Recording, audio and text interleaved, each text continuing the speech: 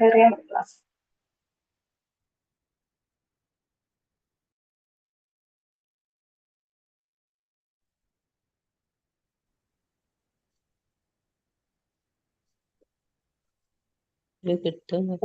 മാതാജി മുഴുവൻ പേര് പറയാവോ? എന്റെ പേരാ സുഭദ്ര എന്ന് കഴിഞ്ഞ ബാക്കി എന്നാ? സുഭദ്ര കൊളത്തൂര്, കൊളത്തൂര്. കോഴിക്കോട്. ഇൻഷലില്ലേ? ഇൻഷല് ഓ നിഷ ഇൻഷല് Subhadra P. Subhadra P. Subhadra P. ആ കോഴിക്കോട്.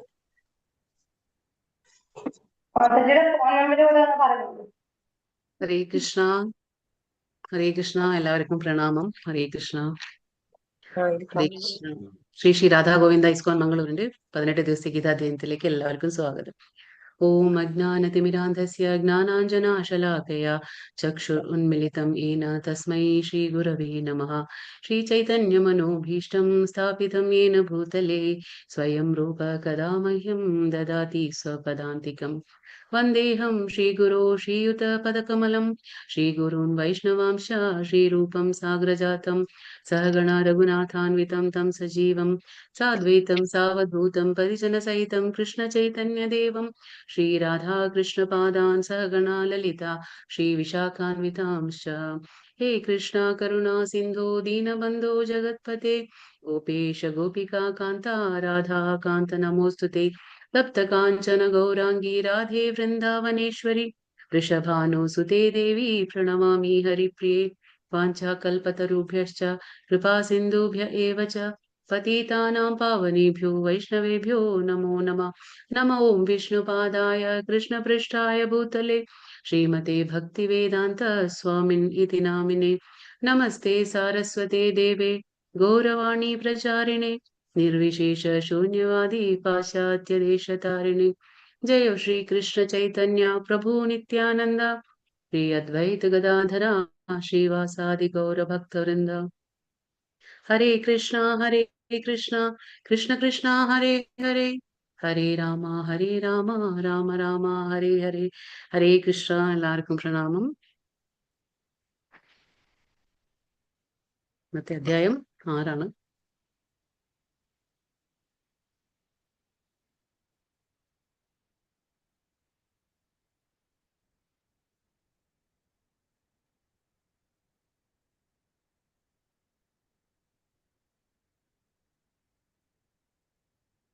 ഒന്ന് അധ്യായം എന്താണ്?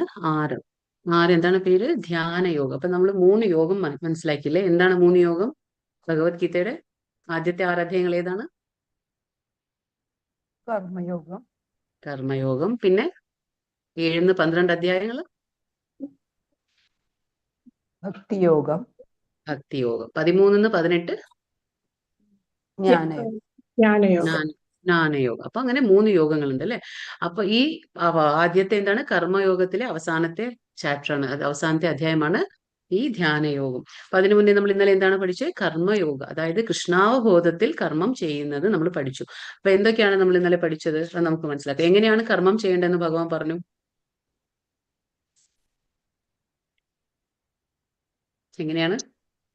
ഭഗവാന് വേണ്ടി സമർപ്പിച്ചുകൊണ്ട് നമ്മൾ കർമ്മം ചെയ്യണം. അങ്ങനെ ചെയ്യുമ്പോൾ മാത്രമാണ് നമുക്ക് സമാധാനം ഉണ്ടാകുന്നത്. പിന്നെന്താ? ഈ നിത്യസന്യാസി എന്താണ് ഭഗവാൻ പറഞ്ഞത്? ആരാണ് നിത്യസന്യാസി?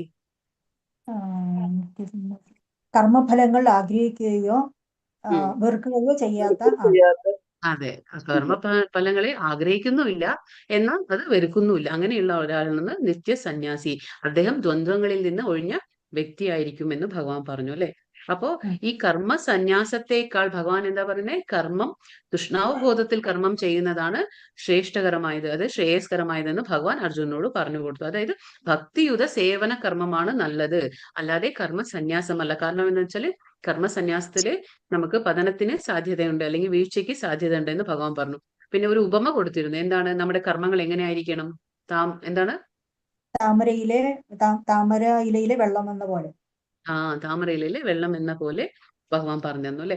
പിന്നെ എന്താണ് നമ്മൾ പഠിച്ചു. പിന്നെ ഭഗവാൻ പറഞ്ഞു ഈ എന്ത് 3 കാര്യങ്ങളാണ് നമുക്ക് വേണ്ടത് ഒരു മുക്തി മാർഗത്തിൽ മുന്നേറാൻ? ഏത് 3 കാര്യങ്ങളാണ് ഭഗവാൻ പറഞ്ഞത്?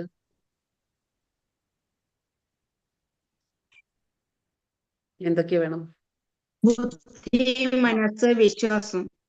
അതെ, ബുദ്ധി കൊണ്ടും മനസ്സുകൊണ്ടും പിന്നെ വിശ്വാസം കൊണ്ടും. അപ്പൊ ആശ്രയം നമ്മൾ ഭഗവാനിൽ ഉറപ്പിക്കുമ്പോൾ എന്താണ് സംഭവിക്കുന്നത്?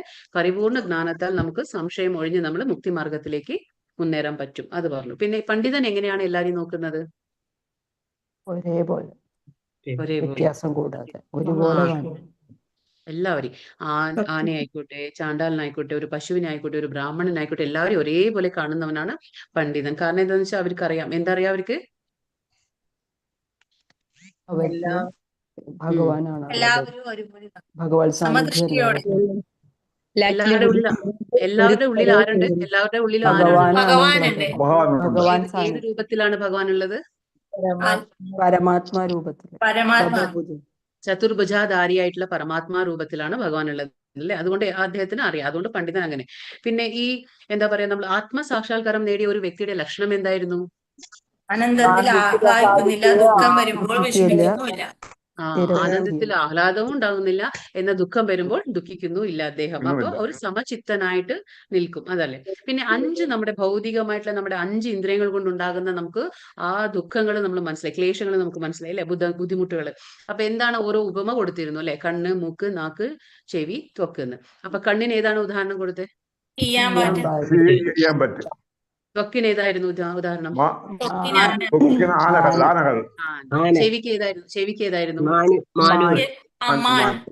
നാക്കിന് ഏതായിരുന്നു? മൂക്കിന് ഏതായിരുന്നു?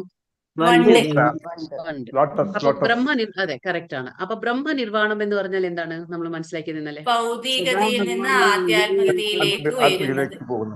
അതെ, ബ്രഹ്മനിർവാണം എന്ന് അതെ, നമ്മൾ ഭൗതികതയിൽ നിന്ന് ആധ്യാത്മികതയിലേക്ക് ഉയർന്നതാണ് ബ്രഹ്മനിർവാണം എന്ന് നമ്മൾ പറഞ്ഞു. പിന്നെ ശാന്തി മന്ത്രം ഏതായിരുന്നു? 5.29. ഏതാണത്? എന്തായിരുന്നു?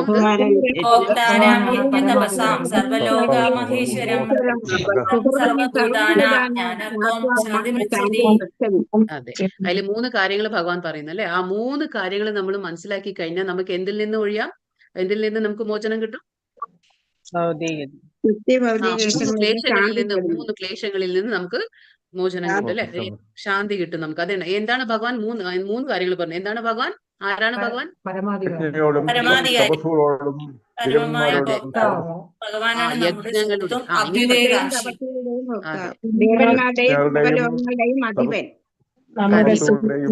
എല്ലാ ജീവികളുടെയും സാക്ഷ്യമാണ്.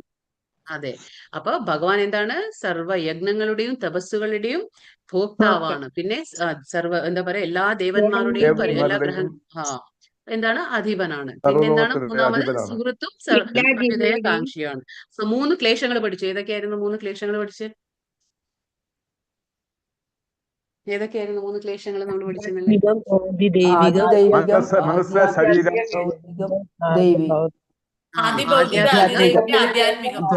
അപ്പൊ 3 ക്ലേശങ്ങളെ കുറിച്ച് നമ്മൾ മനസ്സിലായി. ഓക്കെ, അപ്പൊ നമുക്ക് ഇന്ന് പുതിയ അധ്യായം, അതായത് ധ്യാനയോഗം.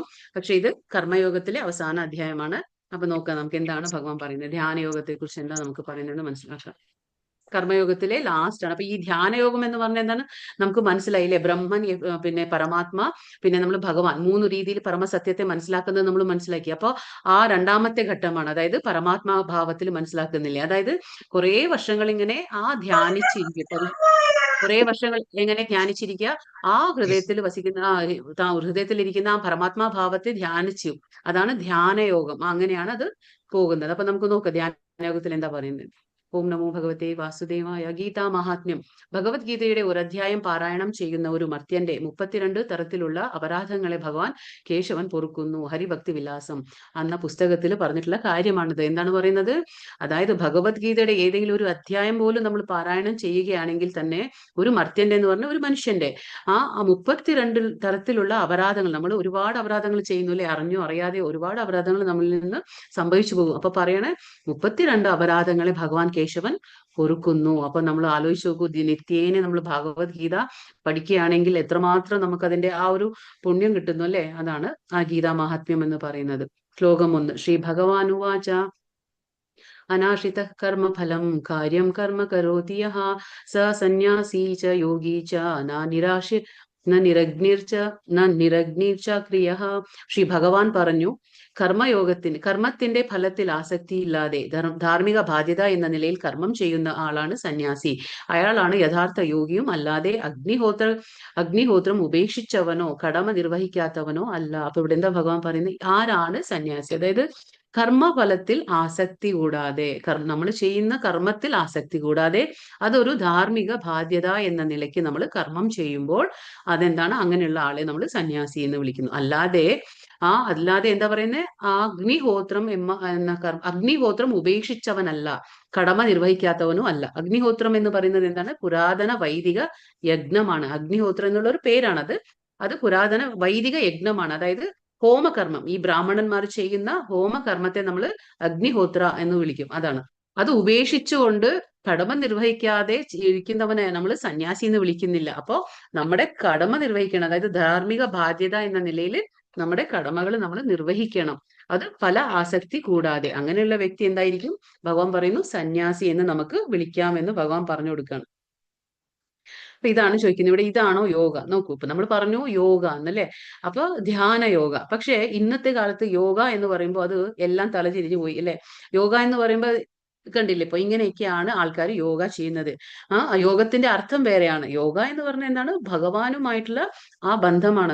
എന്താ പറയുക, ജീവാത്മാവും പരമാത്മാവും ആയിട്ടുള്ള ബന്ധമാണ്. അതിൽ നമ്മളെ ഭഗവാനിലേക്ക് അടുപ്പിക്കുന്നതാണ് യോഗ. അത് കർമ്മയോഗ, ധ്യാനയോഗ, ജ്ഞാനയോഗ, ഭക്തിയോഗ അങ്ങനെയൊക്കെ വരും. പക്ഷെ ഇന്നിപ്പോ യോഗ എന്ന് പറയുമ്പോൾ ഇങ്ങനെയൊക്കെയാണ് ആൾക്കാർ കാണിച്ചു കൂട്ടുന്നത്. ഇപ്പൊ കണ്ടില്ലേ, ഇപ്പൊ തല മണ്ണിൽ കുഴിച്ചിട്ടിട്ട് കംപ്ലീറ്റ് നമ്മുടെ ശരീരത്തിനെ നമ്മൾ ഉപദ്രവിക്കുകയാണ് ചെയ്യുന്നത്. ഇവിടെ എന്താണ് ചെയ്യുന്നത്? നമ്മൾ ശാരീരികമായിട്ട് സ്വയം അനുഭവിക്കുകയാണ് അല്ലെ. ഇതിലൊന്നും കാര്യമല്ല. ഇത് ഇങ്ങനെയൊക്കെ ചെയ്യുമ്പോൾ നമുക്ക് ഭഗവത് പ്രാപ്തി ഉണ്ടാകുന്നില്ല. ഇതൊക്കെ നമ്മുടെ ഓരോ തോന്നലുകളാണ്. ഇതൊക്കെയാണ് നമ്മൾ സ്വയം ശരീരത്തെ നമ്മൾ ബുദ്ധിമുട്ടിക്കുകയാണ്.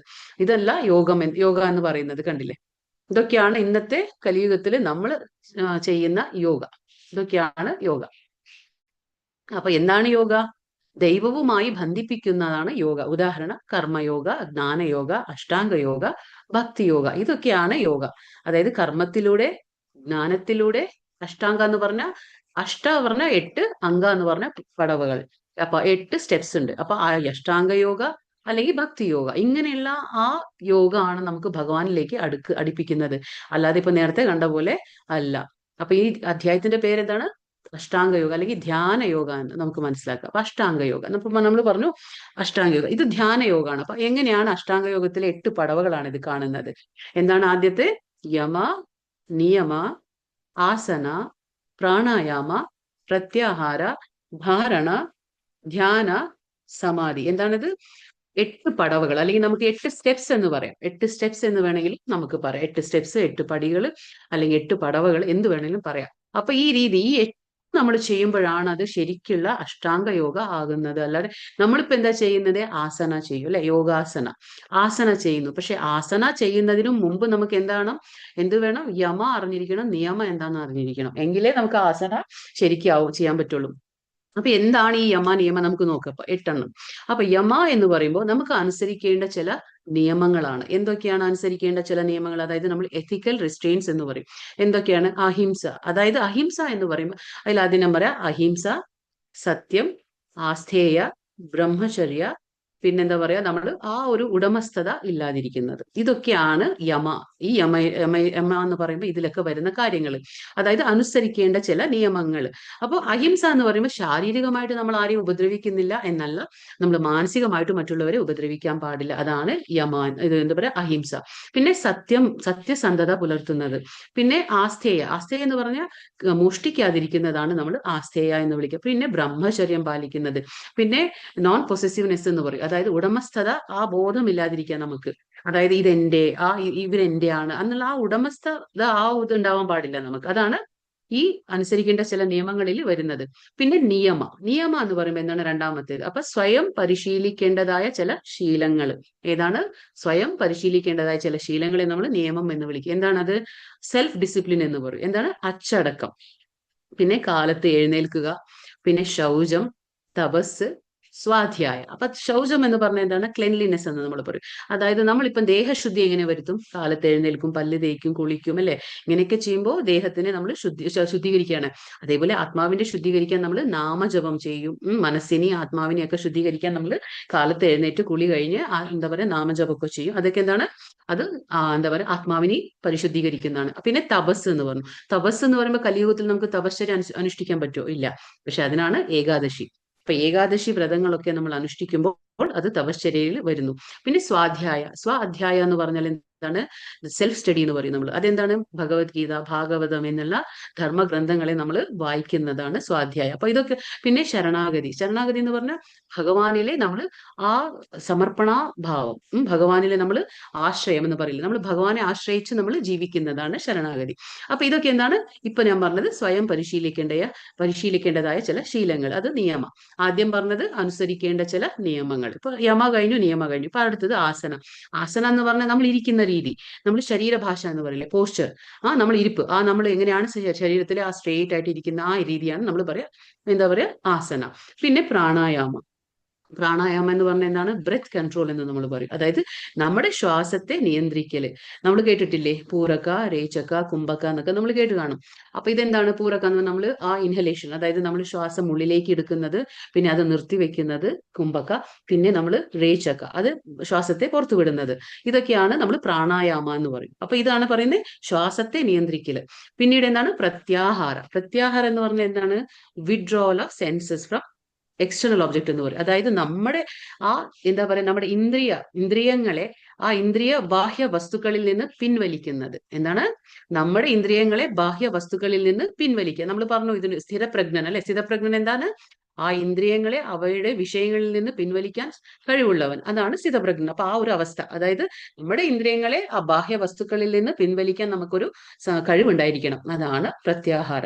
പിന്നീട് ധാരണ എന്ന് പറഞ്ഞാൽ മനസ്സിനെ സിംഗിൾ പോയിന്റ് കോൺസെൻട്രേഷൻ എന്ന് പറയും. അതായത് ഒരൊറ്റ കാര്യത്തിൽ മാത്രം നമ്മൾ മനസ്സിനെ കേന്ദ്രീകരിക്കുന്നതാണ് ധാരണ എന്ന് പറയുന്നത്. ഇപ്പൊ നമുക്കൊരു കൃഷ്ണൻ പറയുന്നുണ്ടല്ലോ അർജുനനോട്, ഏകേഹ കുരുനന്ദന, അതായത് നമ്മുടെ എന്താ പറയുക നമ്മുടെ മനസ്സ് പല ശാഖകളായിട്ട് പോകാൻ പാടില്ല. അപ്പൊ നമ്മുടെ നിശ്ചയദാർഢ്യം വരില്ല.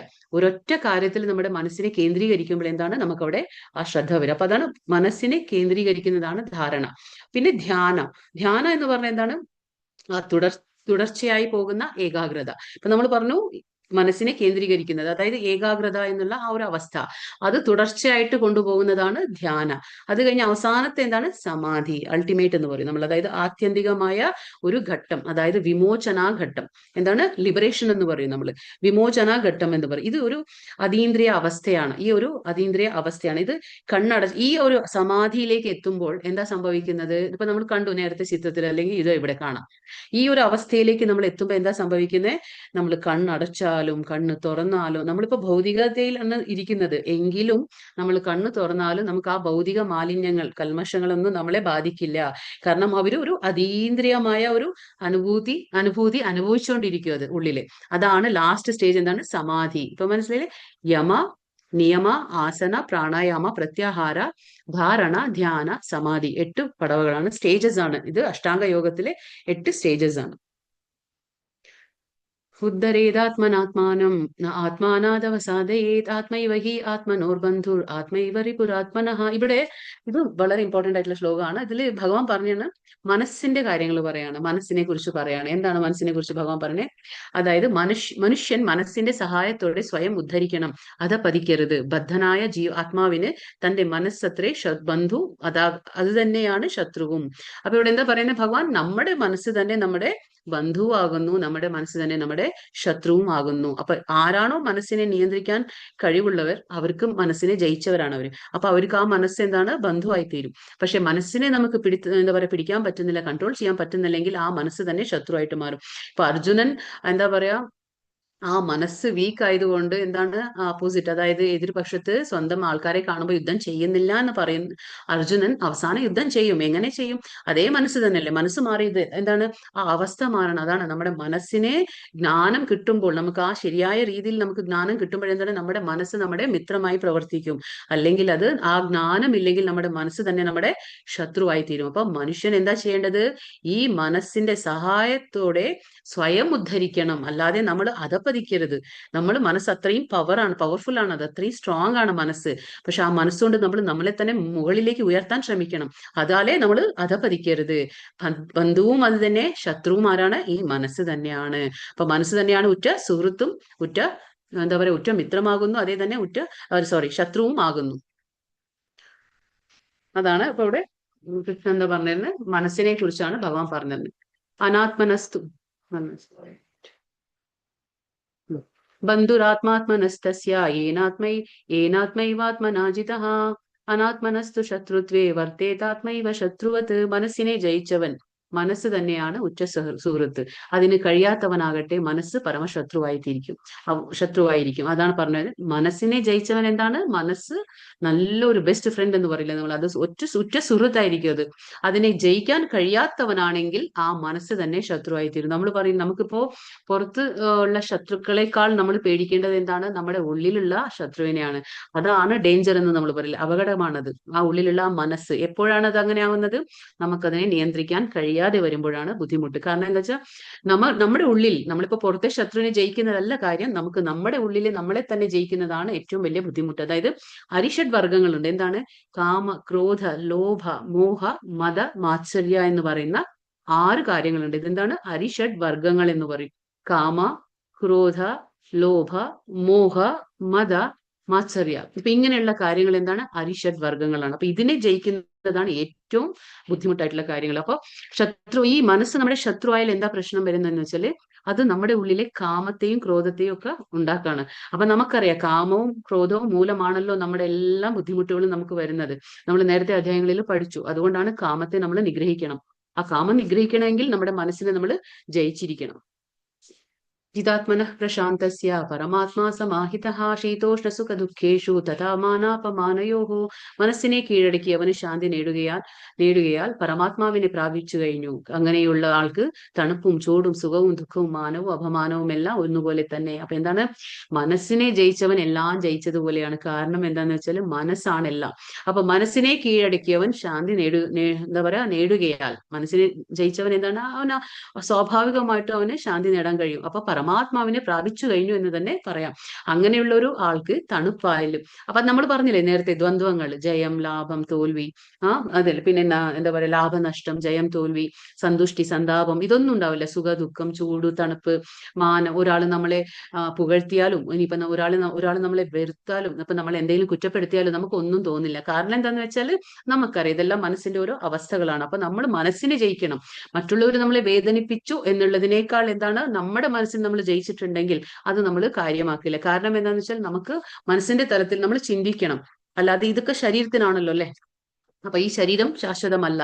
അങ്ങനെയുള്ള ആ അവസ്ഥയിൽ നമ്മൾ ആര് തന്നെ എന്ത് ചെയ്താലും അപമാനിച്ചാലും നമുക്ക് എന്തെങ്കിലും അങ്ങനെയൊന്നും നമുക്ക് ചിന്തിക്കില്ല. കാരണം ഈ ശരീരം ഇന്നല്ലെങ്കിൽ നാളെ അത് നശിച്ചു പോകുന്ന ഒന്നാണ്. അപ്പൊ ആത്മാവാണ് എന്നും സ്ഥിരമായി നിൽക്കുന്നത്. അപ്പൊ ആത്മാവിന് വേണ്ടിയിട്ടുള്ള പരിശ്രമത്തിൽ നമ്മൾ ഇതൊന്നും കാര്യമാക്കില്ല. അപ്പൊ ദ്വന്ദ്ങ്ങളിൽ നിന്ന് നമ്മൾ മുകളിലേക്ക് കയറാൻ പറ്റും. അതാണ് മനസ്സിനെ കീഴടക്കിയവന് എല്ലാം കഴിയും, എല്ലാം പ്രാപിച്ചു കഴിഞ്ഞു എന്ന് നമുക്ക് പറയാൻ പറ്റും.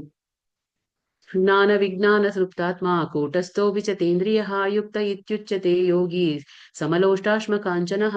ജ്ഞാനം കൊണ്ടും സാക്ഷാത്കാരം കൊണ്ടും തികച്ചും സംതൃപ്തനായ ഒരാളെ ആത്മസാക്ഷാത്കാരനിഷ്ഠനായ യോഗി എന്ന് പറയാം. അപ്പൊ ആരാണ് യോഗി?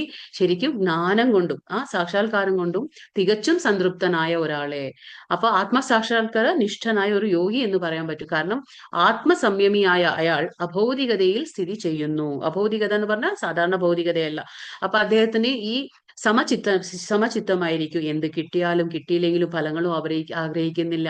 അപ്പൊ ദ്വന്ദ്വങ്ങളിൽ നിന്ന് ഒഴിഞ്ഞിട്ടുണ്ടാവും. പിന്നെ എന്താ, ജ്ഞാനം ഉണ്ടായിരിക്കും, ശരിയായ ഒരു ജ്ഞാനം ഉണ്ടായിരിക്കും. അപ്പൊ അയാളാണ് യോഗി. അയാളുടെ ദൃഷ്ടിയിൽ എന്താണ്, ഒരു എന്താ പറയാ, കല്ലും മണ്ണും സ്വർണവും ഒന്നുപോലെ തന്നെ. നമുക്ക് അങ്ങനെയല്ല അല്ലെ, കാരണം നമുക്കറിയാം അത്, നമ്മൾ അതിന് മൂല്യം കൽപ്പിക്കുന്നു സ്വർണത്തിന്. പക്ഷെ ഒരു എന്താ പറയാ, ആ സമചിത്തമുള്ള ഒരാള്, അല്ലെങ്കിൽ യോഗി, മനസ്സിനെ ജയിച്ച ഒരാള്, ശരിക്കും സാക്ഷാത്കാരം കൊണ്ട ഒരാള്, ജ്ഞാനം നേടിയ ഒരാൾക്ക് അത് കല്ല് കണ്ടാലും മണ്ണ് കണ്ടാലും സ്വർണം കണ്ടാലും അദ്ദേഹത്തിന് ഒന്നും വ്യത്യാസമില്ല. എല്ലാം ഒന്ന് തന്നെ അദ്ദേഹത്തിന്. കാരണം അറിയാം, എല്ലാം എന്താ പറയാ, നമ്മുടെ ആ ശരീരം അവസാനിക്കുന്നതോടെ എല്ലാം തീരല്ലേ. അപ്പൊ അദ്ദേഹം അതിനൊന്നും മൂല്യം കൽപ്പിക്കുന്ന വ്യക്തിയായിരിക്കില്ല. അതാണ് യോഗി എന്ന് പറയുന്നത്. കൃഷ്ണാവബോധത്തിന്റെ എന്താ പറയാ, ശാസ്ത്രമാണ് ഭഗവത്ഗീത. എന്താണ്, കൃഷ്ണാവബോധത്തിന്റെ ശാസ്ത്രമാണ് ഭഗവത്ഗീത. ലൗകിക പാണ്ഡിത്യം കൊണ്ട് ആർക്കും കൃഷ്ണാവബോധം ഉദിക്കുന്നില്ല. അപ്പൊ നമ്മൾ വിചാരിക്കും, ഇപ്പൊ ലൗകികമായിട്ട് അല്ലെങ്കിൽ നമുക്ക് എന്തെങ്കിലും കുറെ പാണ്ഡിത്യം ഉണ്ടെങ്കിൽ, നമ്മൾ ഒരുപാട് വിദ്യാഭ്യാസം നമുക്കുണ്ടെങ്കിൽ നമ്മൾ കൃഷ്ണാവബോധത്തിലാണ്. അല്ല, അങ്ങനെയല്ല. ലൗകികമായി നമ്മൾ എത്ര പാണ്ഡിത്യം ഉണ്ടെങ്കിലും, നമ്മൾ എത്ര വിദ്യാഭ്യാസം നേടിയിട്ടുണ്ടെങ്കിലും നമുക്ക് കൃഷ്ണാവബോധം ഉദിക്കണം എന്നില്ല. അത് വിശുദ്ധ പ്രജ്ഞനായ ഒരാളുമായി സഹവസിക്കാനുള്ള ഒരു ഭാഗ്യം ഉണ്ടാവണം. നമ്മൾ പറഞ്ഞില്ലേ, സജ്ജന സംസർഗം തന്നെ വേണം. എന്തിന്, ഭഗവാന്റെ ആ കാര്യങ്ങൾ മനസ്സിലാക്കാനും കൃഷ്ണാവബോധം നമ്മളിൽ ഉദിക്കണമെങ്കിൽ നമുക്കൊരു സജ്ജന സംസർഗം വേണം. അതായത് വിശുദ്ധ പ്രജ്ഞനായ ഒരാളുമായി നമുക്ക് സഹവസിക്കാനുള്ള ആ ഭാഗ്യം കൂടി ഭഗവാൻ ഉണ്ടാക്കി തരണം. അതാണ് എല്ലാം ഭഗവാന്റെ ആ കാരുണ്യം ഉണ്ടെങ്കിൽ, അല്ലെങ്കിൽ നമ്മൾ മുൻജന്മത്തിൽ അത്രയും സുഹൃതം ചെയ്തിട്ടുണ്ടെങ്കിൽ മാത്രമേ ഭഗവാന്റെ കാര്യങ്ങൾ നമുക്ക് മനസ്സിലാക്കാനും കേൾക്കാനും അതിലൊരു താല്പര്യം തോന്നാം. കേൾക്കാന്ന് വെച്ചാൽ എല്ലാവരും വരും കേൾക്കണം എന്ന്. പക്ഷെ അതിൽ താല്പര്യം ഉണ്ടാവില്ല. എത്രയോ പേർക്ക് വരും, കുറച്ചു ദിവസം കേൾക്കും, പിന്നെ അവർ നിർത്തിപ്പോകും. എന്തുകൊണ്ടാണത്? ആ ഭാഗ്യമുണ്ട് എങ്കിലും നമുക്ക് ആ ഒരു താല്പര്യം, നമ്മളത് ഉപയോഗിക്കുന്നില്ല, ശരിയായ രീതിയിൽ ഉപയോഗിക്കുന്നില്ല. ഭഗവാൻ നമുക്ക് ആ സൗഭാഗ്യം ഒരുക്കി തരും. നമ്മൾ മുൻജന്മ സുഹൃതം കൊണ്ട് നമുക്ക് അതൊക്കെ കിട്ടും. പക്ഷെ നമ്മൾ അതിനെ തട്ടിക്കളയും. കാരണം നമ്മൾ ഈ നശ്വരമായ ശരീരത്തിനെ കുറിച്ച് മാത്രമേ നമ്മൾ ചിന്തിക്കുകയുള്ളൂ. നമുക്ക് എന്നെന്നും നമുക്ക് രക്ഷപ്പെടുത്താൻ കഴിയും ഈ ആത്മാവിനെ, പക്ഷെ നമ്മളത് ചിന്തിക്കാറില്ല. അപ്പൊ കൃഷ്ണന്റെ കരുണ മൂലം ഈ ജ്ഞാനത്തെ സാക്ഷാത്കരിച്ച ആളാണ് ബോധമാർന്ന ഒരു ഭക്തൻ. എന്താണ്, കൃഷ്ണന്റെ കരുണ മൂലം. ഇത് നമുക്ക് വെറുതെ കിട്ടില്ല അല്ലെ, ഭഗവാന്റെ ആ കാരുണ്യം ഉണ്ടായിരിക്കണം. ആ ഭഗവാന്റെ ആ ഒരു കരുണ മൂലം മാത്രമാണ് നമുക്ക് ഈ ജ്ഞാനം കിട്ടുന്നത്. അപ്പൊ അങ്ങനെ ആ ജ്ഞാനത്തെ സാക്ഷാത്കരിച്ച വ്യക്തിയാണ് കൃഷ്ണാവബോധമാർന്ന ഒരു ഭക്തൻ. അപ്പൊ അങ്ങനെയുള്ള ആ ഭക്തന്മാരുടെ സംഘം വേണം നമുക്ക്. ആ സജ്ജന സാധു സംഘം ഉണ്ടെങ്കിലേ നമുക്ക് ഭഗവാന്റെ കാര്യങ്ങൾ, അല്ലാതെ നമ്മൾ ഒരുപാട് ലൗകികമായിട്ട് ഒരുപാട് എന്താ പറയാ വിദ്യാഭ്യാസം നേടിയ ഒരാളെന്ന് പറഞ്ഞിട്ട് എനിക്ക് ഭഗവാനെ മനസ്സിലാക്കാം എന്ന് വിചാരിച്ചാൽ അത് നടക്കില്ല. ശുദ്ധ ഭക്തിപൂർവമായ സേവനത്താൽ സംതൃപ്തനാണ് അയാള്. ആര്? ഭക്തൻ. ഭക്തന്റെ കാര്യമാണ് പറയുന്നത്. ശുദ്ധ ഭക്തി പൂർവകമായ സേവനം, അതാണ് നമ്മൾ പറഞ്ഞ ഭക്തി സേവനം. എന്താണ് നമ്മൾ പറഞ്ഞു? ശ്രവണം, കീർത്തനം, വിഷ്ണു സ്മരണം, പാദസേവനം, അർച്ചനം, ബന്ധനം, സഖ്യം, ദാസ്യം, ആത്മനിവേദനം, ഇതൊക്കെയുണ്ട് 9 രീതി അല്ലെ. അപ്പൊ ശുദ്ധ ഭക്തി പൂർവകമായ ഈ രീതിയിലുള്ള സേവനങ്ങളൊക്കെ ചെയ്യുമ്പോൾ അയാൾ എന്താണ്? സംതൃപ്തനാണ് അയാൾ. ആര്? ഭക്തൻ. അപ്പൊ ജ്ഞാന സാക്ഷാത്കാരം ഒരാളെ പൂർണ്ണതയിലേക്ക് എത്തിക്കുന്നു. നമുക്ക് ഈ ജ്ഞാനം, നമുക്ക് എന്താ പറയാ ലൗകികമായിട്ടുള്ള ജ്ഞാനം ഉണ്ടായിരിക്കുക, അത് വേറെ. പക്ഷെ അതും വെച്ച് നമുക്ക് ഭഗവാനെ കാണാൻ പറ്റില്ല. അതായത് ഭഗവാനിലെ നമുക്ക് ആ ബന്ധം സ്ഥാപിക്കാൻ പറ്റില്ല. അത് ആ ബന്ധം ഭഗവാനായിട്ട് നമുക്ക് ആ യോഗ എന്ന് പറഞ്ഞ എന്താണ്? ഭഗവാനുമായിട്ടുള്ള ആ ബന്ധമാണ്. അത് സ്ഥാപിക്കണമെങ്കിൽ നമുക്ക് ഭഗവാന്റെ ജ്ഞാനം തന്നെ വേണം. അത് അലൗകികമായിട്ടുള്ള ജ്ഞാനമാണ്, അതീന്ദ്രിയമായിട്ടുള്ള ജ്ഞാനമാണ്. ഇത് ഭക്തി രസാമൃത സിന്ധു എന്നുള്ള പുസ്തകത്തിലെ ഒരു ശ്ലോകമാണ്. ഇത് നമുക്ക് 3ാമത്തെ ലെവലിൽ നമ്മൾ ഇത് പഠിക്കും. ആ പുസ്തകത്തിലുള്ള ഒരു ശ്ലോകമാണ്. എന്താണ് പറയുന്നത്? അത ശ്രീകൃഷ്ണ നാമാദീന ഭവേത് ഗ്രാഹ്യം ഇന്ദ്രിയൈഹി സേവോന്മുഖേഹി ജിഹ്വാദൗ സ്വയം ഏവ സ്ഫുരധ്യതഃ. ഭൗതിക മാലിന്യം പൂണ്ട ഇന്ദ്രിയങ്ങളാൽ ശ്രീകൃഷ്ണന്റെ നാമം, രൂപം, ഗുണം, ലീല ഇതൊന്നും തന്നെ നമുക്ക് എന്നിവകളുടെ സ്വഭാവം ആർക്കും ഗ്രഹിക്കാനാവില്ല. കാരണം നമ്മുടെ ഈ ഇന്ദ്രിയങ്ങൾ എന്താണ്? ഭൗതികമായിട്ടുള്ള ഇന്ദ്രിയങ്ങളാണ്. നമുക്കറിയാം ഓരോ ഇന്ദ്രിയങ്ങളും അതിൻ്റെതായ ആ വിഷയങ്ങളിൽ ചെന്ന് പെടുമ്പോൾ നമ്മൾ അനുഭവിക്കുന്ന ദുരിതങ്ങൾ അല്ലേ. നമ്മളിപ്പോ കണ്ടില്ലേ, ഓരോന്നും കണ്ണും മൂക്കും ചെവി നാക്കും ത്വക്കും നമ്മളെ ഏത് രീതിയിലാണ് കൊണ്ടെത്തിക്കുന്നത്. അപ്പോൾ അതിനൊരു സുഖത്തിനൊരു ആദി ഉണ്ടെങ്കിൽ അന്ത്യവും ഉണ്ട് അല്ലെ. ബിഗിനിങ് ആൻഡ് എൻഡ് നമ്മൾ പറയില്ലേ, തുടക്കമുണ്ടെങ്കിൽ ഒരു അവസാനമുണ്ട്. അപ്പോ ഇതിലെന്താ പറയുന്നത്? ഭൗതിക മാലിന്യം പൂണ്ട ഇന്ദ്രിയങ്ങളാൽ നമുക്ക് ഭഗവാന്റെ നാമ, രൂപ, ഗുണ, ലീല ഇതൊന്നും തന്നെ നമുക്ക് മനസ്സിലാക്കാൻ പറ്റില്ല, ഗ്രഹിക്കാൻ പറ്റില്ല. ഭഗവത് സേവനം കൊണ്ട്, അതാണ് പറയുന്നത്, ഭഗവത് സേവനം കൊണ്ട് പരിപൂർണത പരിപൂർണതനാകുമ്പോൾ മാത്രമേ ഒരാൾക്ക് കൃഷ്ണന്റെ അതീന്ദ്രിയ ലീലകളെയും നാമരൂപ ഗുണ ഇത്യാദികളെയും അറിയാൻ കഴിയൂ. അപ്പോ നമ്മൾ എപ്പോ വരെ ഭഗവാന്റെ ആ ഭക്തിയുത സേവനത്തിൽ ഏർപ്പെടുന്നില്ലോ അതുവരെ നമുക്ക് ഭഗവാന്റെ കാര്യങ്ങൾ മനസ്സിലാക്കാൻ പറ്റില്ല. എത്ര നമ്മൾ വായിച്ചാലും എത്ര നമ്മൾ കേട്ടാലും നമുക്കതിലൊരു രുചി തോന്നില്ല, നമുക്കതൊരു ആസക്തി തോന്നില്ല, നമുക്കതിനെ വീണ്ടും വീണ്ടും കേൾക്കാൻ തോന്നില്ല. എന്തുകൊണ്ടാണ്? നമ്മൾ ഭഗവാന്റെ സേവനത്തിൽ ഏർപ്പെടുന്നില്ല. സേവനം എന്തുമാവാം. നാം പറഞ്ഞില്ലേ, കലിയുഗത്തിലെ ധർമ്മം എന്താണ്? ഹരിനാമ ജപം. ആ ജപം ചെയ്യുമ്പോൾ തന്നെ നമുക്ക് ഭഗവാനോടുള്ള ഒരു ഇഷ്ടം കൂടും. ഭഗവാന്റെ ഈ കാര്യങ്ങളെല്ലാം നമുക്ക് ഗ്രഹിക്കാനും കഴിയും. നാത്യശ്നതസ്തു യോഗോസ്തി ന ചൈകാന്തമനുഷ്ണതഃ ന ചാതി സ്വപ്നശീലസ്യ ജാഗ്രതോ നൈവ ചാർജുന. അർജുന, വളരെ കുറച്ചു മാത്രം ഭക്ഷിക്കുന്നവർക്ക്, ഏറെ ഭക്ഷിക്കുന്നവർക്കും ഉറക്കമില്ലാത്തവർക്കും എന്താ പറയാ വേണ്ടതിലേറെ ഉറങ്ങുന്നവർക്കും യോഗിയാവാൻ കഴിയില്ല. അപ്പൊ ഇവിടെ ഭഗവാൻ പറഞ്ഞവരാണ് ആർക്കൊക്കെ യോഗിയാവാൻ കഴിയില്ല. ആർക്കൊക്കെയാണ് നമുക്ക് നോക്കാം. അതായത് ഒന്ന്, വളരെ കുറച്ച് ഉറങ്ങുന്നത്, പിന്നെ കൂടുതൽ ഉറങ്ങുന്നവര്, പിന്നെന്താണ് ഭക്ഷണം എന്താ പറയുക, വളരെ കുറച്ച് ഭക്ഷണം കഴിക്കുന്നതും വളരെ കൂടുതൽ ഭക്ഷണം കഴിക്കുന്നതും അങ്ങനെയുള്ളവർക്കൊക്കെ യോഗിയാകാൻ കഴിയില്ല എന്ന് ഭഗവാൻ പറഞ്ഞു. അപ്പൊ എല്ലാത്തിലും ഒരു മിതത്വം പാലിക്കണം. അതാണ് ഉദ്ദേശം. എന്താണ്? എല്ലാത്തിലും ഒരു മിതത്വം പാലിക്കണം എന്നാണ് ഭഗവാൻ പറഞ്ഞത്. കാരണം എന്താന്ന് വെച്ചാല്, ഇപ്പൊ വളരെ കൂടുതൽ ഭക്ഷണം കഴിക്കുന്നതാവട്ടെ, വളരെ കൂടുതൽ ഉറങ്ങുന്നതാവട്ടെ, ഇതൊക്കെ തമോ ഗുണത്തിൽ വരും. 3 ഗുണങ്ങൾ നമ്മൾ പഠിച്ചു. അതിപ്പോ തമോ ഗുണത്തിൽ വരും. ഗുണങ്ങളുടെ ഒരു അധ്യായം തന്നെ ഉണ്ട്, അത് നമുക്ക് പിന്നീട് മനസ്സിലാക്കാം. അപ്പോ ഈ കൂടുതലായിട്ട് എന്തും നമ്മൾ ചെയ്യുമ്പോൾ എന്താണത്? തമോ ഗുണത്തിൽ വരികയാണ്. അതുകൊണ്ട് നമുക്ക് ഭക്തിയിൽ ഉയരാൻ കഴിയില്ല. അതാണ് ഇങ്ങനെയുള്ളവർക്ക് യോഗിയാവാനും കഴിയില്ല എന്ന് ഭഗവാൻ പറയും. കൂടുതൽ ഉറങ്ങുന്നവര്, കുറച്ച് ഉറങ്ങുന്നവര്, പിന്നെ കൂടുതൽ ഭക്ഷണം കഴിക്കുന്നവര്, കുറച്ച് ഭക്ഷണം കഴിക്കുന്നവര്, ഇവർക്കൊന്നും യോഗിയാവാൻ കഴിയില്ല എന്ന് ഭഗവാൻ പറയാം. അപ്പൊ ഭഗവാൻ വീണ്ടും പറയണ, യുക്താഹാര വിഹാരസ്യ യുക്തചേഷ്ടസ്യ കർമ്മസു യുക്തസ്വപ്നാവബോധസ്യ യോഗോ ഭവതി ദുഃഖഃ. ആഹാരം, നിദ്ര, വിഹാരം, പ്രവൃത്തി എന്നിവയിൽ നിയന്ത്രണം പാലിക്കുന്നവൻ യോഗ പരിശീലനം കൊണ്ട് സർവ്വ ദുഃഖങ്ങളും അകറ്റാൻ കഴിയും. അപ്പൊ എങ്ങനെയുള്ളവർക്കാണ് ഇതൊക്കെ പറ്റുക? അതായത് ആഹാരം, നിദ്ര, പിന്നെന്താ പറയാ, വിഹാരം, പ്രവൃത്തി, എന്തായാലും അതിലെല്ലാം ഒരു മിതത്വം പാലിച്ച് നിയന്ത്രണം പാലിക്കുന്നവന് യോഗ പരിശീലനം കൊണ്ട്, യോഗ പരിശീലനം എന്ന് പറഞ്ഞാൽ ഭക്തിയോഗം, ഭഗവാനായിട്ടുള്ള ആ ഭക്തിയോഗ പരിശീലനം കൊണ്ട് സർവ്വ ദുഃഖങ്ങളും അകറ്റാൻ കഴിയും. അപ്പൊ ഇതൊക്കെയാണ് ഭഗവാൻ പറഞ്ഞത് ഇവിടെ. യോമാം പശ്യതി സർവത്ര സർവം ച മയി പശ്യതി തസ്യാഹം ന പശ്യാമി പ്രണശ്യാമി സചമേന പ്രണശ്യതി. എവിടെയും ഞാൻ കുടികൊള്ളുന്നതായും എല്ലാം എന്നിൽ അടങ്ങുന്നതായും കാണുന്നവന് ഞാൻ ഒരിക്കലും നഷ്ടപ്പെടുകയില്ല, എനിക്ക് അവനും പെട്ടുപോകുന്നില്ല. അപ്പൊ എന്താ പറയുന്ന ഭഗവാൻ?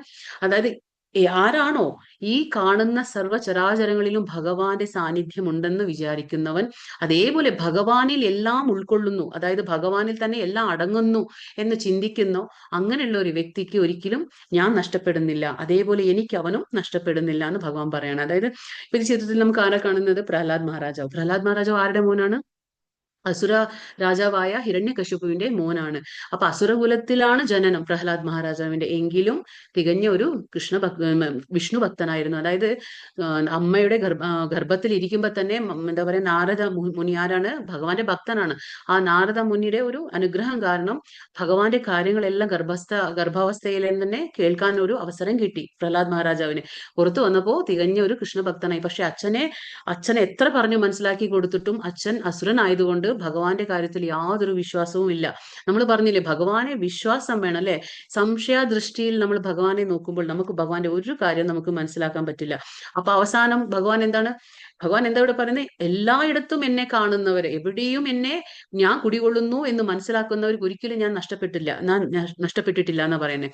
ഇപ്പൊ ഈ കഥയിൽ എന്താ നമുക്ക് എന്താ പറയാ, അച്ഛനോട് എത്ര പറഞ്ഞിട്ടും മനസ്സിലാക്കാതെ അച്ഛൻ കുഞ്ഞിനെ കൊല്ലാൻ പല രീതികളും ശ്രമിച്ചു. അസുര രാജാവായ ഹിരണ്യകശിപു എല്ലാ രീതികളും ശ്രമിച്ചു നോക്കി മോനെ കൊല്ലാൻ. അവസാനം അപ്പൊ എന്താ പറയാ, ഈ മകൻ ഉപദേശിക്കുകയാണ് അച്ഛനോട്, ഭഗവാനാണ് എല്ലാം, വിഷ്ണുവാണ് എല്ലാം, എല്ലായിടത്തും ഭഗവാന്റെ സാന്നിധ്യമുണ്ട് എന്നൊക്കെ പറയുമ്പോൾ അച്ഛൻ ചോദിക്കുകയാണ്. അച്ഛൻ എന്ത് ചെയ്തു? മകനെ ഗുരുകുലത്തിലേക്ക് അയക്കും. അതായത് ഗുരുകുലത്തിൽ അയച്ചിട്ട് എന്ത് പഠിക്കണം? അവിടെ വിഷ്ണു നമ്മുടെ ശത്രുവാണ് എന്ന് പഠിപ്പിക്കാൻ പറയും. എന്നിട്ടും കുട്ടി അവിടെ പോയിട്ട് പഠിക്കുന്നത് എന്താണ്? വിഷ്ണുവാണ് എല്ലാം എന്നാ പഠിക്കുന്നത്.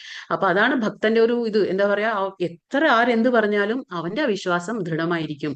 അപ്പൊ ഈ അച്ഛന് ദേഷ്യം വരണം. അപ്പൊ ചോദിച്ചു, നിന്റെ ഈ വിഷ്ണു എവിടെ ഉണ്ട് എന്ന്. അപ്പൊ ആ കുഞ്ഞു പറയാണ്, എന്റെ ഭഗവാൻ എല്ലായിടത്തും ഉണ്ട് എന്ന് പറയും. അതാണ് പറയുന്നത് ഭഗവാൻ എന്താ പറയാ, യോമാ പശ്യതി സർവത്ര. അപ്പൊ എല്ലായിടത്തും എന്നെ കാണുന്ന ഒരു ഭക്തന് ഞാൻ ഒരിക്കലും എന്താ പറയാ നഷ്ടപ്പെടുന്നില്ല. അപ്പൊ ഈ കുഞ്ഞു പറയും ഭഗവാൻ എല്ലായിടത്തും ഉണ്ട് എന്ന്. അപ്പൊ അച്ഛൻ ചോദിക്കുകയാണ് ഈ തൂണിലും ഉണ്ടോ എന്ന് ചോദിക്കും. അപ്പൊ കുഞ്ഞെന്ത് പറയും, ആ തൂണിലും ഉണ്ട് എന്ന് പറയും. അങ്ങനെ ആ തൂണിൽ ഉണ്ട് എന്ന് പറഞ്ഞപ്പോ ആ ഹിരണ്യകശിപുവിന് ദേഷ്യം വന്നിട്ട് ആ തൂണ് ഇങ്ങനെ അടിക്കുകയാണ്. തൂണിന്റെ മുകളിൽ അടിക്കുമ്പോ എന്താ ചെയ്യുന്നത്, ആ തൂണ് പിളർക്കുകയാണ്. ആ ഭഗവാൻ അതിന്റെ ഉള്ളിൽ നിന്ന് പുറത്തു വരികയാണ്. ആ തൂണ് പിളർന്ന് ഭഗവാൻ പുറത്തേക്ക് എന്താ പറയാ നരസിംഹ രൂപത്തിൽ പുറത്തു വരികയാണ്. അപ്പൊ ഭഗവാൻ എന്താ കാണിച്ചു കൊടുക്കുന്നത്, അതായത് എന്തുകൊണ്ട് ഭഗവാൻ ആ തൂണിൽ നിന്ന് വന്നു എന്ന് വെച്ചാല് ആ കുഞ്ഞ് പറഞ്ഞു ആ തൂണിലും ഭഗവാൻ ഉണ്ട് എന്ന്. അപ്പൊ ഭഗവാൻ ഭക്തന്റെ വാക്കിനെ ശരിവെക്കും. അതായത് നിജഭൃത്യ ഭാഷിത എന്ന് പറയും. ഭഗവാൻ ഭക്തൻ എന്താണോ പറയുന്നത് അതിനെ ശരിവെക്കും ഭഗവാൻ. അതുകൊണ്ടാണ് ഭഗവാൻ ആ തൂണിൽ നിന്ന് തന്നെ പുറത്തു വന്നത്. അപ്പൊ അങ്ങനെയുള്ള ഒരു ഭക്തന് ഭഗവാൻ ഒരിക്കലും നഷ്ടപ്പെടുന്നില്ല. അതാണ് നമുക്ക് മനസ്സിലാക്കാൻ പറ്റുന്നത്. കൃഷ്ണാവബോധം ഉദിച്ച ഒരു വ്യക്തി ഭഗവാനെ എവിടെയും ദർശിക്കുന്നു, എല്ലാം കൃഷ്ണനിൽ അധിവസിക്കുന്നു എന്ന് കാണുന്നു. നമുക്കറിയാലോ അല്ലെ, കൃഷ്ണാവബോധം ഉണ്ടെങ്കിൽ നമുക്കറിയാം എല്ലാം കാണുന്നിടത്തും ഭഗവാന്റെ ഉണ്ട്, എന്തും ഭഗവാനിൽ നിന്നാണ് വരുന്നതെന്ന് നമുക്കറിയാം. എല്ലാം കൃഷ്ണനിൽ തന്നെ അധിവസിക്കുന്നു. അങ്ങനെയുള്ള ഒരു വ്യക്തി ഭൗതിക പ്രകൃതിയുടെ ആവിഷ്കാരങ്ങളെയെല്ലാം കൃഷ്ണ ശക്തിയുടേതാണെന്ന് മനസ്സിലാക്കുന്നു. അപ്പൊ നമ്മൾ ഈ ഭൗതികമായിട്ട് എന്ത് ആവിഷ്കാരം കണ്ടാലും എന്ത് മനസ്സിലാവും നമുക്ക്, ഇതൊക്കെ കൃഷ്ണ ശക്തിയുടേതാണെന്ന് നമുക്ക് മനസ്സിലാക്കാൻ പറ്റും. അതിനാൽ അവ ഓരോന്നും കാണുമ്പോഴും അയാൾ കൃഷ്ണനെ കുറിച്ച് ബോധവാനാണ്. അല്ലെ, നമുക്കിപ്പോ ഭഗവാൻ അറിയാം, നമുക്ക് ഇതൊക്കെ സൃഷ്ടിച്ചതാരാണ്, ഭഗവാനാണ്. ആ വിശ്വാസം പൂർണ്ണമായിട്ട് നമുക്കുണ്ടെങ്കിൽ തീർച്ചയായിട്ടും നമ്മൾ എന്ത് ഭൗതികമായിട്ട് കാണുമ്പോഴും നമുക്ക് എന്താ ഓർമ്മ വരും, ആദ്യം തന്നെ ഭഗവാന്റേതാണ്, എല്ലാം ഭഗവാന്റെ ശക്തിയാണെന്ന് നമുക്ക് മനസ്സിലാവും. അങ്ങനെ ഒരു ബോധം നമുക്കുണ്ടായിരിക്കും. കൃഷ്ണനെ കൂടാതെ ഒന്നിനും നിലനിൽക്കാനാവില്ല, അത് നമുക്കറിയാം അല്ലെ. കൃഷ്ണനില്ലാതെ, കാരണം നമുക്ക് പറഞ്ഞില്ലേ ഇപ്പൊ ശാന്തി മന്ത്രം നമ്മൾ പഠിച്ചു, ഭോക്താവാണ് ഭഗവാൻ, അധിപനാണ്. എല്ലാ എന്താ പറയാ ദേവന്മാർക്കും എല്ലാ ഗ്രഹങ്ങൾക്കും എല്ലാത്തിനും അധിപൻ ആരാണ്, ഭഗവാനാണ്. അപ്പൊ ഭഗവാനെ കൂടാതെ ഒന്നിനും നിലനിൽക്കാനാവില്ല. കൃഷ്ണനാണ് എല്ലാറ്റിന്റെയും നാഥൻ. ഇതാണ് കൃഷ്ണാവബോധത്തിന്റെ മൗലിക സിദ്ധാന്തം. എന്താണ് നമുക്കറിയാലോ അല്ലെ. ശാന്തി മന്ത്രം എന്തുകൊണ്ട് അത് പറയുന്നു, ഭഗവാൻ എല്ലാം എന്ന് മനസ്സിലാക്കുന്ന ഒരു വ്യക്തിക്ക് എവിടെയാ ദുഃഖം ഉണ്ടാവുക അല്ലെ. ഭഗവാനിൽ നിന്നാണ് എല്ലാം ഉത്ഭവിച്ചിട്ടുള്ളത്. എല്ലാത്തിനും ഉറവിടമാരാണ് ഭഗവാൻ തന്നെയാണ്. അപ്പൊ ആ കൃഷ്ണാവബോധത്തിന്റെ മൗലിക സിദ്ധാന്തം എന്താണ്, എല്ലാറ്റിന്റെയും നാഥൻ ഭഗവാൻ തന്നെയാണ്. ഇത് ബ്രഹ്മസംഹിത എന്നുള്ള ഇതില് ഭഗവാൻ എന്താ പറയാ ബ്രഹ്മാവ് രചിക്കുന്നതാണ്. ഇത് ബ്രഹ്മസംഹിത എന്നുള്ള പുസ്തകത്തിൽ ബ്രഹ്മാവ് രചിച്ചിട്ടുള്ള കാര്യമാണ്. എന്താ ഇതിൽ പറയുന്നത്, प्रेमाञ्जनचुरित भक्तिविलोचनेन सन्तः सदैव हृदयेषु विलोकयन्ति यं श्यामसुन्दरमचिन्त्य गुणस्वरूपं गोविन्दमादिपुरुषं തമഹം ഭജാമി. ഇതിലെന്താ പറയുന്നത്, ബ്രഹ്മാവ് രചിച്ചിട്ടുള്ളത് ഭഗവാനെ കുറിച്ച് പറയാണ്. ഭക്തന്റെ പ്രേമാഞ്ജനം എഴുതിയ കണ്ണുകൾക്ക് എപ്പോഴും ദൃശ്യനായിട്ടുള്ള ആദിപുരുഷനായ ഗോവിന്ദനെ ഞാൻ ഭജിക്കുന്നു. ഭക്തഹൃദയത്തിൽ എത്രേ തന്റെ ശാശ്വതമായ ശ്യാമസുന്ദര രൂപത്തിൽ അവിടുന്ന് വാഴുന്നത്. അപ്പൊ നമ്മളെല്ലാരും കണ്ണെഴുതും അല്ലെ. എങ്ങനെ കണ്ണെഴുതാൻ, നമ്മൾ കണ്ണെഴുതാൻ കൺമഷി എടുത്ത് കണ്ണെഴുതും. പക്ഷെ ഭഗവാൻ പറയുന്നു, ഇവിടെ ബ്രഹ്മാവ് പറയുന്നു, പക്ഷെ നമ്മൾ എങ്ങനെയാ കണ്ണെഴുതണ്ടേ, നമ്മൾ പ്രേമാഞ്ജന, ആ പ്രേമം കൊണ്ട് നമ്മൾ പ്രേമം എന്നുള്ള ആ അഞ്ജന നമ്മൾ എഴുതി കഴിഞ്ഞാൽ നമ്മുടെ കണ്ണുകളിൽ, അതായത് പ്രേമം കൊണ്ടുള്ള ആ കണ്ണിൽ മാത്രമാണ് ഭഗവാനെ കാണാൻ കഴിയുന്നുള്ളൂ. അതാ പറയുന്നത്, നമുക്ക് എന്തുണ്ടായിരിക്കണം, ഭഗവാനെ കാണാൻ പ്രേമം ഉണ്ടായിരിക്കണം, ഭഗവാനിലെ വിശ്വാസം ഉണ്ടായിരിക്കും, എങ്കിലേ ഭഗവാൻ നമുക്ക് എന്താ പറയാ ദൃശ്യനായിരിക്കുള്ളൂ. അപ്പൊ പ്രേമം കൊണ്ട് എഴുതിയ കണ്ണുകൾക്ക് ഞാൻ എപ്പോഴും ദർശനം നൽകുന്നു. ഭഗവാൻ എങ്ങനെ ദർശനം നൽകുക, പ്രേമം കൊണ്ട് എഴുതിയ കണ്ണുകൾ ഉണ്ടെങ്കിൽ നമുക്ക് ഭഗവാനെ ദർശിക്കാൻ കഴിയും. അങ്ങനെ ദൃശ്യനായിരിക്കും ഭഗവാൻ നമുക്ക്. അപ്പൊ ഗോവിന്ദനെ ഞാൻ ഭജിക്കുന്നു, അങ്ങനെയുള്ള ആ ഗോവിന്ദനെ ഞാൻ ഭജിക്കുകയാണ്. ആര് പറയുന്നു, ബ്രഹ്മാവ് പറയുന്നത്. ആ ഭക്ത ഹൃദയത്തിൽ എത്രേ തന്റെ ശാശ്വതമായ ശ്യാമസുന്ദര രൂപത്തിൽ അവിടുന്ന് വാഴുന്നത്. കാരണം ഭക്തന് ഭഗവാനെ വിട്ട് ഒരു ചിന്തയില്ല അല്ലെ. ഭഗവാൻ എപ്പോഴും ഭഗവാനെ കുറിച്ച് തന്നെ ചിന്തിക്കും. എന്ത് കാണുമ്പോഴും ഭഗവാനെ ഓർക്കാൻ അവനൊരു അവസരമാണത്. എന്ത് സംഭവിക്കുമ്പോഴും അവന് ഭഗവാൻ അവന്റെ ജീവിതത്തിൽ അവന് കാണാൻ അവന് കഴിവുണ്ടായിരിക്കും. അതാണ് പറഞ്ഞത്, ഭക്ത ഹൃദയത്തിൽ എപ്പോഴും ശാശ്വതമായ ശ്യാമസുന്ദര രൂപത്തിൽ ഭഗവാൻ അവിടെ അതാണ് ശ്യാമസുന്ദര രൂപത്തിലാണ് ഭഗവാൻ ഇരിക്കുന്നത്. നമ്മൾ പറഞ്ഞില്ലേ ലാസ്റ്റ് മനസ്സിലാക്കുന്നത്, ബ്രഹ്മൻ പരമാത്മാ ഭഗവാൻ. അപ്പൊ ശ്യാമസുന്ദര രൂപമാണ് ഭക്തന്റെ മനസ്സിൽ എപ്പോഴും സുന്ദര രൂപമായിരിക്കും. ചഞ്ചലം ഹി മനഃ കൃഷ്ണ പ്രമാതി ബലവദൃഢം തസ്യാഹം നിഗ്രഹം മന്യേ വായോരിവ സുദുഷ്കരം. ഇവിടെ പറയാണ് അർജുനൻ മനസ്സിനെ കുറിച്ച്. കാരണം ഭഗവാൻ എപ്പോഴും എന്താ പറഞ്ഞേ, മനസ്സിനെ നിഗ്രഹിക്കാൻ ഭഗവാൻ പറയുന്നു അല്ലെ. മനസ്സിനെ നിഗ്രഹിക്കാൻ പറയുമ്പോ അർജുനൻ പറയാണ്, ആ മനസ്സ് എങ്ങനെ ഞാൻ നിഗ്രഹിക്കും? കാരണം മനസ്സ് ചഞ്ചലമാണ്, പ്രക്ഷുബ്ധമാണ്, വഴങ്ങാത്തതും ബലമേറിയതുമാണ് കൃഷ്ണ. അതിനെ നിയന്ത്രിക്കാൻ കാറ്റിനെ പിടിച്ചു നിർത്തുന്നതിനേക്കാൾ പ്രയാസമുണ്ടെന്ന് എനിക്ക് തോന്നുന്നു. അപ്പൊ ഭഗവാൻ എപ്പോഴും പറയില്ലേ മനസ്സിനെ നിയന്ത്രിക്കുക, മനസ്സിനെ നിയന്ത്രിക്കുക എന്ന് പറയുമ്പോൾ അർജുനൻ പറയാണ് ഞാൻ എങ്ങനെയാണ് മനസ്സിനെ നിയന്ത്രിക്കുക? അത് അത്രയും ചഞ്ചലമാണ്. ഇപ്പൊ ഉള്ള മനസ്സിലാണ് നമുക്ക് കുറച്ചു നേരം ഉണ്ടാവും അല്ലെ, നമ്മൾ എന്തൊക്കെയോ ഒരുപാട് തീരുമാനങ്ങൾ എടുക്കും, എന്നിട്ട് നമുക്കത് നാളെ ആവുമ്പോഴത്തേക്ക് നമ്മളത് മറന്നിട്ടുണ്ടാവും. കാരണം നമ്മളെ കൊണ്ട് പറ്റില്ല ചെയ്യാൻ. എന്തുകൊണ്ടാണ്? ആ മനസ്സാണ്. ആ മനസ്സ് നമ്മൾ പറഞ്ഞില്ലേ, അതിനെ ശത്രുവാക്കി വെക്കാനും മിത്രമാക്കി വെക്കാനും എല്ലാം നമ്മുടെ കയ്യിൽ തന്നെയുണ്ട്. അപ്പൊ മനസ്സ് പ്രക്ഷുബ്ധമാണ്. ഒരു മിനിറ്റ് അത് വെറുതെ ഇരിക്കില്ല. ഈ ചിത്രത്തിൽ എന്താ കുരങ്ങനെ കാണിക്കുന്നത്? എന്താ കുരങ്ങനെ? അതെന്താന്ന് വെച്ചാൽ അതുപോലെ ഇപ്പൊ കുരങ്ങനെ ഒരു നേരം വെറുതെ ഇരിക്കില്ല അല്ലെ. ഈ മരത്തിൽ ഈ കൊമ്പിൽ നിന്ന് ആ കൊമ്പിലേക്ക്, ആ കൊമ്പിൽ നിന്ന് ആ കൊമ്പിൽ, അങ്ങനെയാണ് നമ്മുടെ മനസ്സും. ഒരു 5 മിനിറ്റ് ഒരു കാര്യം ചിന്തിക്കില്ല. ആ ഒരു അരമണിക്കൂർ ഉണ്ടെങ്കിൽ നമ്മൾ ഒരു 100 കാര്യം ചിന്തിച്ചിട്ടുണ്ടാവും. അപ്പൊ അതാണ് നമ്മുടെ മനസ്സ്. ഒരു മിനിറ്റ് പോലും വെറുതെ ഇരിക്കാൻ പറ്റില്ല മനസ്സിനെ. അപ്പൊ വഴങ്ങാത്തതുമാണ്, ബലമേറിയതാണ് കൃഷ്ണ.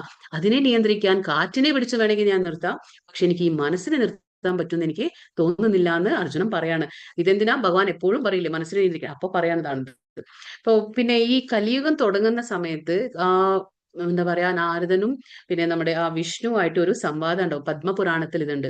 ആ സംവാദത്തില് നാരദൻ ചോദിക്കും, കലിയുഗം തുടങ്ങാൻ പോവാണല്ലേ, അപ്പൊ കലിയുഗത്തിലെ ആൾക്കാർ ഭഗവാനെ എങ്ങനെയാണ് ദർശിക്കേണ്ടത്?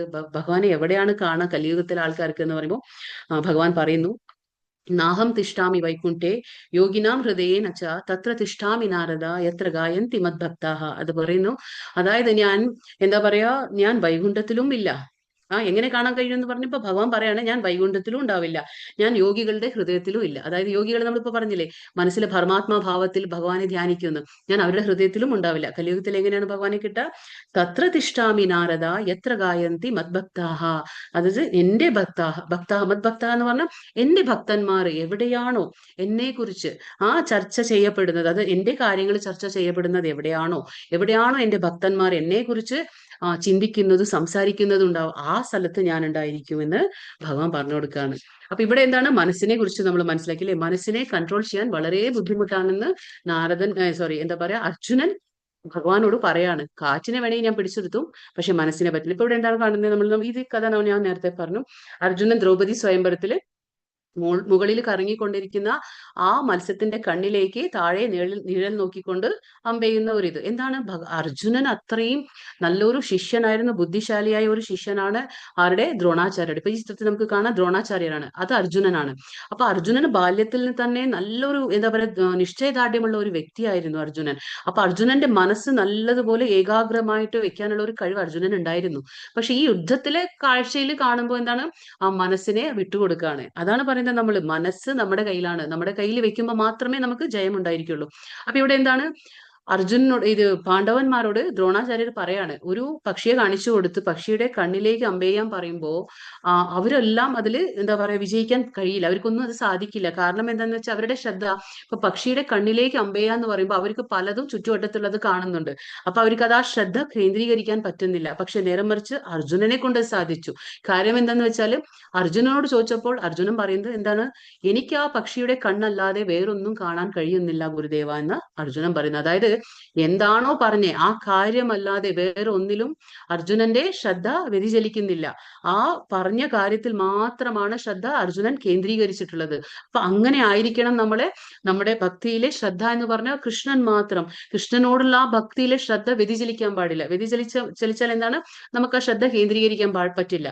അപ്പൊ നമ്മുടെ ഭക്തിയുടെ സേവനത്തിൽ നമുക്ക് ആസക്തി ഉണ്ടാവില്ല, നമുക്ക് ആ ഭക്തിയിൽ നമുക്ക് ഉറച്ചു നിൽക്കാൻ കഴിയില്ല. അപ്പൊ ഇതാണ് നിശ്ചയദാർഢ്യം നമുക്ക് ഉണ്ടായിരിക്കണം ജീവിതത്തിൽ. ശ്രീ ഭഗവാൻ ഉവാച, അർജുനൻ പറഞ്ഞില്ലേ എനിക്ക് മനസ്സിനെ പിടിച്ചു നിർത്താൻ പറ്റില്ല, ഞാൻ വേണമെങ്കിൽ കാറ്റിനെ പിടിച്ചു നിർത്താന്ന് പറഞ്ഞു. അപ്പൊ അതിനുള്ള ആൻസർ ഭഗവാൻ കൊടുക്കാണ്. ശ്രീ ഭഗവാൻ ഉവാച അസംശയം മഹാബാഹോ മനോ ദുർനിഗ്രഹം ചലം അഭ്യാസേന തു കൗന്തേയ വൈരാഗ്യേണ ച ഗൃഹ്യത്തെ. ശ്രീ ഭഗവാൻ പറഞ്ഞു, മഹാബാഹുവായ കുന്തിപുത്ര, അസ്ഥിരമായ മനസ്സിനെ അടക്കുക എന്നത് തീർച്ചയായും ദുഷ്കരമാണ്. എന്നാൽ യുക്തമായ പരിശീലനം കൊണ്ടും നിസ്സംഗത കൊണ്ടും അത് സാധിക്കാവുന്നതാണ്. ഇപ്പോ അർജുനൻ പറഞ്ഞു മനസ്സിനെ പിടിച്ചു പറ്റുന്നില്ല, ഞാൻ വേണമെങ്കിൽ കാറ്റിനെ പിടിച്ചു നിർത്താം, അതിലും ബുദ്ധിമുട്ടാണ് ഈ മനസ്സിനെ പിടിച്ചു നിർത്തുക. അപ്പൊ അർജുനൻ പറഞ്ഞ കാര്യങ്ങൾക്ക് ഭഗവാൻ അത് നിഷേധിക്കുന്നില്ല. ഭഗവാൻ പറയുന്നു കറക്റ്റ് ആണ് നീ പറഞ്ഞത്, അതായത് നീ പറഞ്ഞ കാര്യം വളരെ ശരിയാണ്, വളരെ ദുഷ്കരമാണ്. ഈ മനസ്സിനെ പിടിച്ചു നിർത്തുക എന്ന് പറയുന്നത് വളരെ ദുഷ്കരമാണ്. എങ്കിലും ഭഗവാൻ പറഞ്ഞു കൊടുക്കാണ്, എന്നാൽ യുക്തമായ രണ്ട് കാര്യങ്ങൾ ഭഗവാൻ പറയണം. എന്താണ്? യുക്തമായ പരിശീലനം കൊണ്ടും പിന്നെ നിസ്സംഗത കൊണ്ടും അത് സാധിക്കാവുന്നതാണ്. എന്താണ് മനസ്സിനെ എങ്ങനെയാണ് നമ്മൾ നിഗ്രഹിക്കേണ്ടത്? യുക്തമായ പരിശീലനം കൊണ്ടും നിസ്സംഗത എന്ന് പറഞ്ഞാൽ വിരക്തി. എന്താണ് വിരക്തി? ഡിറ്റാച്ച്മെന്റ് എന്ന് നമ്മൾ പറയും. അപ്പോ ഈ രണ്ടുണ്ടാവണം. എന്താണ്? യുക്തമായ പരിശീലനം ഉണ്ടായിരിക്കണം, പിന്നെ നിസ്സംഗത. നമ്മൾ ഭക്തിയുത സേവനം അനുഷ്ഠിക്കുമ്പോൾ, നമ്മൾ ഭഗവാന്റെ ഹരിനാമം ജപം ചെയ്യുമ്പോൾ, അല്ലെങ്കിൽ നമ്മൾ ഭഗവാന്റെ കാര്യങ്ങൾ കേൾക്കുമ്പോൾ, ഭഗവാന്റെ കാര്യങ്ങൾ ചെയ്യുമ്പോൾ എന്താ സംഭവിക്കുക? നമ്മുടെ മനസ്സ് തനിയെ ശാന്തമാകും, നമ്മുടെ ഇന്ദ്രിയങ്ങളെ നമുക്ക് നിഗ്രഹിക്കാൻ കഴിയും. അപ്പൊ ആ യുക്തമായ പരിശീലനം, ഒരു ദിവസം കൊണ്ട് പരിശീലനം നടക്കില്ല. പരിശീലനം എന്ന് പറഞ്ഞാൽ നിരന്തരമായ അഭ്യാസം ഉണ്ടായിരിക്കണം. ഒറ്റ ദിവസത്തെ കാര്യമല്ല സംസാരിക്കുന്നത്. അത് നിരന്തരമായി തുടർച്ചയായിട്ട് നമ്മൾ എന്തും ചെയ്യുമ്പോഴാണ് അത് നമ്മുടെ പരിശീലനമാകുന്നത്. അപ്പൊ ആ പരിശീലനം നിരന്തരമാകുമ്പോൾ എന്താ സംഭവിക്കുക? നിസ്സംഗത, അതായത് വിരക്തി. നമ്മൾ അറിയാതെ തന്നെ നമുക്ക് ആ വിരക്തി നമ്മളിൽ അനുഭവപ്പെടും. അതായത് എല്ലാം ഉണ്ടായിരിക്കും നമുക്ക്, പക്ഷെ എന്ത് നഷ്ടപ്പെടുമ്പോഴും നമുക്ക് യാതൊരു സങ്കടം ഉണ്ടാവില്ല. കാരണം എന്താണ്? ആ വിരക്തി. അതായത് ഈ മോഹം എന്ന് പറഞ്ഞാൽ എന്താണ്? നമ്മുടെ അടുത്തുള്ള അത് ആൾക്കാരായിക്കോട്ടെ, അല്ലെങ്കിൽ നമ്മുടെ കയ്യിലുള്ള ആ കൈവശമുള്ള എന്തും നമുക്ക് നഷ്ടപ്പെടുമ്പോൾ എന്താ സംഭവിക്കുക? നമുക്കതിൽ എന്താ പറയാ, മനപ്രയാസം ഉണ്ടാകും. അതാണ് മോഹം എന്ന് പറയുന്നത്. നമ്മുടെ കയ്യിലുള്ള സാധനം അതെന്താണെങ്കിലും ശരി, അത് നഷ്ടപ്പെടുമ്പോൾ ഉണ്ടാകുന്ന ആ മനപ്രയാസം എന്താണ്? മോഹം. പക്ഷെ ആ വിരക്തി എന്ന് പറഞ്ഞാൽ എന്താണ്? എന്ത് തന്നെ നഷ്ടപ്പെട്ടാലും നമ്മുടെ ജീവിതത്തിൽ നമുക്കൊന്നും തോന്നില്ല. കാര്യം നമുക്കറിയാം ഈ ശരീരം പോലും ശാശ്വതമല്ല. എങ്കിൽ പിന്നെ ഈ എന്ത് നഷ്ടപ്പെടുമ്പോഴും നമുക്ക് എന്താണ് ചിന്തിക്കേണ്ടത്? അതിന്റെ ആവശ്യമില്ല, അല്ലെ? അപ്പൊ ആ വിരക്തി, ഭഗവാൻ എന്താ പറഞ്ഞ? യുക്തമായ പരിശീലനം കൊണ്ടും പിന്നെ നിസ്സംഗത കൊണ്ടും അപ്പോ നിനക്കിത് സാധിക്കാനാവും. എന്ത്? മനസ്സിനെ നിഗ്രഹിക്കാൻ കഴിയും, കൺട്രോൾ ചെയ്യാൻ കഴിയുമെന്ന് ഭഗവാൻ പറഞ്ഞു കൊടുക്കുകയാണ്. ഈ രണ്ട് കാര്യങ്ങൾ. പ്രാപ്യ പുണ്യകൃതാം ലോകാ പ്രാപ്യ പുണ്യകൃതാം ലോകാൻ ഉഷിത്വാ ശാശ്വതീം സമാഹ ശുചീനാം ശ്രീമതാം ഗേഹേ യോഗഭ്രഷ്ടോഭിജായതേ. അങ്ങനെ യോഗത്തിൽ പരാജിതനാകുമ്പോൾ എന്താണ്? പുണ്യം ചെയ്തവർക്കായുള്ള ഉപരി ലോകങ്ങളിൽ ആനന്ദം അനുഭവിച്ചുകൊണ്ട് അസംഖ്യ സംവത്സരങ്ങൾ വാണതിനു ശേഷം നീതിനിഷ്ഠയുള്ള ഒരു പുണ്യാത്മാക്കളുടെയോ ധനികരുടെയോ കുടുംബങ്ങളിൽ വീണ്ടും പിറക്കുന്നു. ഇതിനു മുന്നേ ശ്ലോകങ്ങളുണ്ട്. ആ ശ്ലോകങ്ങളിൽ അർജുനൻ ചോദിക്കേണ്ടായി. അതായത് ഇപ്പൊ നമ്മൾ യോഗം പരിശീലിക്കുന്നു, അതായത് കർമ്മയോഗ, ഭക്തിയോഗം, ഇങ്ങനെ നമ്മൾ ഓരോന്ന് യോഗം ചെയ്യുന്നുണ്ട്. ഭഗവാനിലെ നമുക്ക് എന്താ പറയാ, ആ അടുപ്പം വരാൻ വേണ്ടിയിട്ട് നമ്മൾ ആ ഓരോ യോഗങ്ങളും നമ്മൾ ചെയ്യുന്നു. ഭക്തിയോഗമൊക്കെ നമ്മൾ ചെയ്തു. പക്ഷേ നമുക്ക് ഈ ജന്മത്തിൽ അത് മുഴുമിക്കാൻ സാധിച്ചില്ല. അതിനു മുന്നേ നമ്മൾ മരിക്കേണ്ടായി, അല്ലെങ്കിൽ അതിനു മുന്നേ നമുക്ക് മരണം സംഭവിച്ചു. അപ്പൊ എന്താ സംഭവിക്കുക? അത് അർജുനൻ ചോദിക്കുകയാണ്. അങ്ങനെ നമ്മൾ യോഗത്തിൽ പരാജയപ്പെട്ടാൽ, പകുതിയാക്കി കഴിഞ്ഞാൽ നമുക്ക് എന്താ സംഭവിക്കുക? അപ്പൊ അതിനുള്ള ഉത്തരം ഭഗവാൻ കൊടുക്കാണ്. അപ്പൊ എന്താണ് പറയുന്നത് ഭഗവാൻ? ഉപരി ലോകങ്ങൾ, നമ്മളിപ്പോ ആ ഭക്തിയോഗം കുറച്ചെങ്കിലും നമ്മൾ ചെയ്തിട്ടുണ്ടെങ്കിൽ വിഷമിക്കാനില്ല. അതിന്റെ പുണ്യം കൊണ്ട് നമ്മൾ എന്താണ്? ഉപരി ലോകങ്ങളിലേക്ക് പോകും. എന്നിട്ട് അവിടെ കുറെ സംവത്സരങ്ങൾ നമ്മൾ അവിടെ ജീവിക്കും. എന്നിട്ട് നമ്മൾ എന്ത് ചെയ്യും? വീണ്ടും ഭൂമിയിലേക്ക് തന്നെ വരണം. കാരണം എന്താ പറയാ, ഈ കാണുന്ന 14 ലോകങ്ങളിലും ഏതും ശാശ്വതമല്ല. അപ്പോ നമ്മൾ ഭഗവാനിലേക്ക് അടുക്കണമെങ്കിൽ ഭൂമിയിലേക്ക് വീണ്ടും വീണ്ടും നമ്മൾ വരണം. അത് സ്വർഗത്തിൽ പോയാലും ശരി, നമ്മൾ എന്താ പറയുക, നമ്മുടെ ഭൂമിക്ക് മുകളിൽ 7 ലോകങ്ങളുണ്ട്. ജനലോക, തപലോക, മഹർലോക, സത്യലോക എന്നുള്ള ലോകങ്ങളുണ്ട്. അത് ഇനിയും വീണ്ടും പറഞ്ഞുതരാം, അധ്യായങ്ങൾ വരുന്നുണ്ട്. അപ്പൊ ഭൂമിക്ക് താഴെ അത്തല, വിത്തല, സുത്തല, തലാതല, പാതാല, രസാതല ഇങ്ങനെയുള്ള ലോകങ്ങളുണ്ട്. അപ്പോ ഭൂമിയിലേക്ക് തന്നെ നമ്മൾ വീണ്ടും വന്ന് ജനിക്കും. അപ്പൊ ഇതെന്താ ചോദിക്കുന്നത്? നമ്മളിപ്പോ പകുതിയാക്കി ഭക്തി, അപ്പൊ പക്ഷെ നമ്മൾ മുഴുമിക്കാൻ പറ്റിയില്ല. അതിനു മുന്നേ നമ്മൾ മരിക്കുകയുണ്ടായി. അപ്പോ അർജുനനോട് പറയാണ് ഭഗവാൻ, പേടിക്കാനൊന്നുമില്ല. നീ എന്ത് ചെയ്യും? കുറച്ചു കാലം നീ ഉപരി ലോകങ്ങളിലേക്ക് പോകും. അവിടെ നല്ല എന്താ പറയാ, കുറച്ചു കാലം അവിടെ ആനന്ദം അനുഭവിച്ചുകൊണ്ട് കുറെ സംവത്സരങ്ങൾ കഴിഞ്ഞാൽ നീ വീണ്ടും ജനിക്കും. എവിടെ ജനിക്കും? ശുചീനാം ശ്രീമതാം ഗേഹേ, അതായത് നീതിനിഷ്ഠയുള്ള പുണ്യാത്മാക്കളുടെ വീട്ടിലോ അല്ലെങ്കിൽ ധനികരുടെ വീട്ടിലോ കുടുംബങ്ങളിലോ വീണ്ടും പിറക്കുന്നു. എന്താണ്? രണ്ട് കാര്യം പറയുന്നു ഭഗവാൻ. അതായത് നീതിനിഷ്ഠയുള്ള പുണ്യാത്മാക്കളുടെ കുടുംബത്തിലോ ധനികരുടെ കുടുംബത്തിലോ വീണ്ടും നീ പിറക്കുന്നു. അതാണ് ഭഗവാൻ കൊടുക്കുന്ന വാക്ക്. വീണ്ടും വന്ന് നമ്മൾ ജനിക്കുന്നു. അപ്പൊ ജനിച്ചിട്ട് എന്താവും? അപ്പൊ നമുക്ക് പേടിക്കാനില്ല. നമ്മളിപ്പോ 20% ആണ് ഇപ്പൊ ഞാൻ ചെയ്തത്. കഴിഞ്ഞ ജന്മത്തിൽ ഇപ്പൊ ഞാൻ ഒരു 20% മാത്രമേ ഭക്തി ചെയ്യാൻ എനിക്ക് കഴിഞ്ഞുള്ളൂ. എന്നിട്ട് എനിക്ക് മരണം സംഭവിക്കുകയാണ്. അപ്പൊ എനിക്ക് പേടിക്കാനില്ല. ഇനി വീണ്ടും ഞാൻ ജനിക്കുമ്പോ എവിടുന്നാ തുടങ്ങുന്നത്? ആദ്യം തൊട്ട് തുടങ്ങുന്നില്ല. ഭക്തി അങ്ങനെയാണ്. ഭക്തി എവിടെ നിർത്തിയോ അവിടുന്നാണ് ഭക്തി തുടങ്ങുക. നമുക്ക് 2ാമത്തെ അധ്യായത്തിൽ നമ്മൾ വായിച്ചു, 2.40 ശ്ലോകത്തിൽ പറയുന്നു, നേഹാ വിക്രമനാശോസ്തി പ്രത്യവായോ ന വിദ്യത്തെ സ്വൽപമപ്യസ്യ ധർമ്മസ്യ ത്രായത്തെ മഹതോ ഭയാത്. അതായത് പേടിക്കാനില്ല. ഈ ഉദ്യമത്തിൽ നഷ്ടമൊന്നുമില്ല നമുക്ക്. ഉദ്യമം? ഭഗവാന്റെ കാര്യത്തിൽ കുറച്ചെങ്കിൽ കുറച്ച് നമ്മൾ ചെയ്താലും പേടിക്കാനില്ല. ഭൗതിക കാര്യങ്ങൾ അങ്ങനെയല്ല. ഇപ്പൊ ഞാനൊരു MBBS പഠിച്ചു, ഞാൻ വലിയൊരു ഡോക്ടറായി, ഞാൻ ഒരുപാട് എന്താ പറയാ പേരും സൽപ്പേരും ഒക്കെ ഞാൻ നേടി. പക്ഷെ എന്റെ മരണം സംഭവിക്കുമ്പോൾ അതൊക്കെ നഷ്ടപ്പെട്ടു. വീണ്ടും ഞാൻ ജനിക്കുമ്പോൾ വീണ്ടും ഞാൻ ABCD പഠിച്ചാലേ ഞാൻ വീണ്ടും അതൊക്കെ പഠിച്ച് ആ സ്റ്റാർട്ടിങ് തൊട്ട് ഞാൻ വരണം, എങ്കിലേ ഞാൻ വീണ്ടും ഒരു ഡോക്ടർ ആവണമെങ്കിൽ. പക്ഷേ ഭക്തി അങ്ങനെയല്ല. ഭക്തി എങ്ങനെയാണ്? ഞാൻ ഇപ്പോൾ ഒരു 20% ഭക്തി ചെയ്തിട്ടുണ്ടെങ്കിൽ ഞാൻ മരിച്ചു കഴിഞ്ഞ് വീണ്ടും എത്രയോ സംവത്സരം കഴിഞ്ഞ് ഞാൻ വീണ്ടും ഈ ഭൂലോകത്ത് വന്ന് പുണ്യാത്മാക്കളുടെയോ ധനികരുടെയോ ശ്രേഷ്ഠ കുടുംബത്തിൽ ഞാൻ ജനിക്കുമ്പോൾ എന്റെ ഭക്തി എവിടുന്ന് തുടങ്ങും? എവിടെ ഞാൻ നിർത്തിയോ അവിടുന്നാണ് ഭക്തി തുടങ്ങുന്നത്.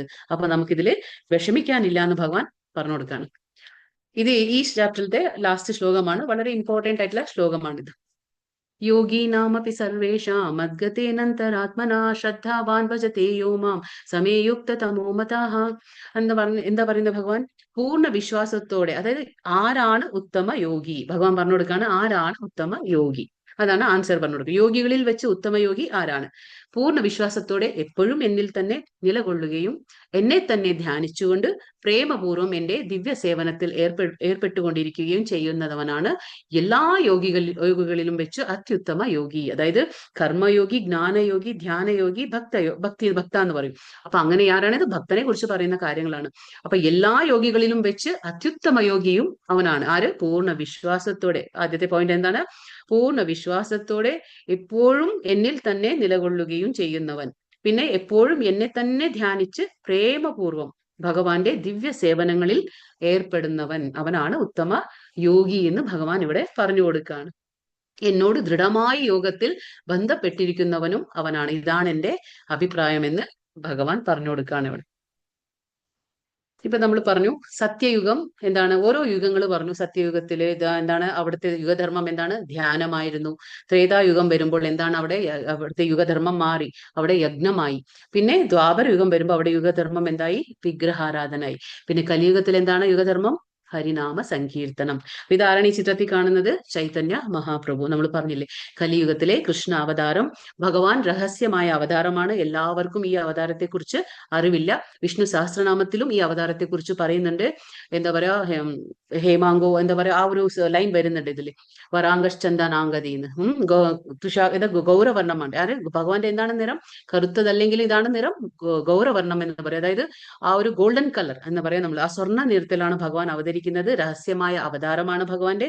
ഹരിനാമ സങ്കീർത്തനം എപ്പോഴും എവിടെ എല്ലായിടത്തും പ്രചരിപ്പിക്കണം എന്നുള്ള ഉദ്ദേശം കൊണ്ടും, പിന്നെ ഭക്തൻ എങ്ങനെ ആയിരിക്കണം, ഒരു ഭക്തി നമ്മൾ എങ്ങനെ ചെയ്യണം കലിയുഗത്തില്, ഹരിനാമം എങ്ങനെ ജപിക്കണം, ഭഗവാനെ എങ്ങനെ ആരാധിക്കണം, ഇതൊക്കെ കാണിച്ചു തരാനാണ് ഭഗവാൻ വന്നത്.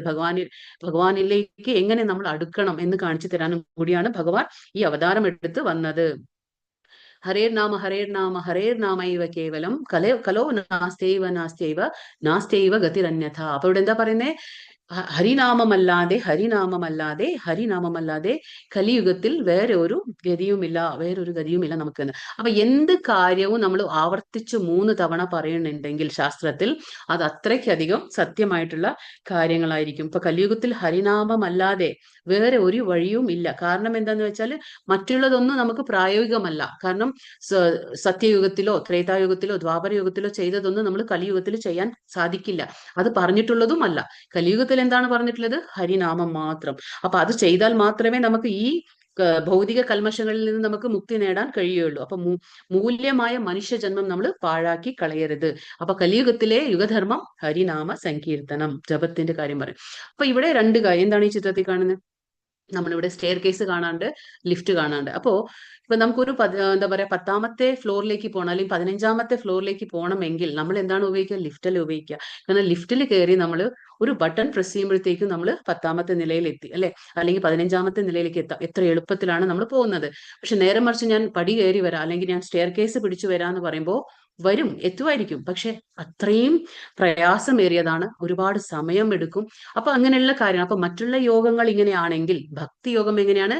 ലിഫ്റ്റിൽ കയറി പോകുന്ന പോലെയാണ്. അപ്പൊ അത്രയും എളുപ്പത്തിൽ ഭക്തി യോഗത്തിൽ നമുക്ക് ഭഗവാനെ പ്രാപിക്കാൻ കഴിയും. പക്ഷെ മറ്റുള്ള യോഗങ്ങളിൽ അത് പ്രയാസമാണ്. സാധ്യമല്ല എന്നല്ല, വളരെ പ്രയാസമേറിയതാണത്. പിന്നെ ശാസ്ത്രീയമായ അടിസ്ഥാനങ്ങൾ എന്താണ്?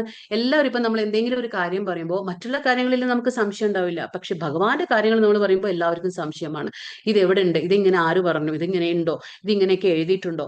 എന്താണ് അതിന് ഉറപ്പ്? അല്ലെ? ഇങ്ങനെയുള്ള സംശയങ്ങൾ. അപ്പൊ ഭഗവാൻ നേരത്തെ പറഞ്ഞു, ആദ്യത്തെ അധ്യായത്തിൽ എന്താ പറഞ്ഞേ? സംശയ ദൃഷ്ട്യ ആരാണോ എന്റെ കാര്യങ്ങൾ സംശയദൃഷ്ട്യ അവിശ്വാസത്തോടെ നോക്കുന്നത്, അവർക്കൊരിക്കലും ഭഗവാന്റെ കരുണ ലഭ്യമല്ല. ഭഗവാന്റെ ആ ഒരു എന്താ പറയാ ആ കരുണ നമുക്ക് കിട്ടില്ല, ഭഗവാന്റെ ഭക്തി നമുക്ക് കിട്ടില്ല. കാരണം നമുക്കെല്ലാം സംശയദൃഷ്ടിയാണ്, അത് പാടില്ല.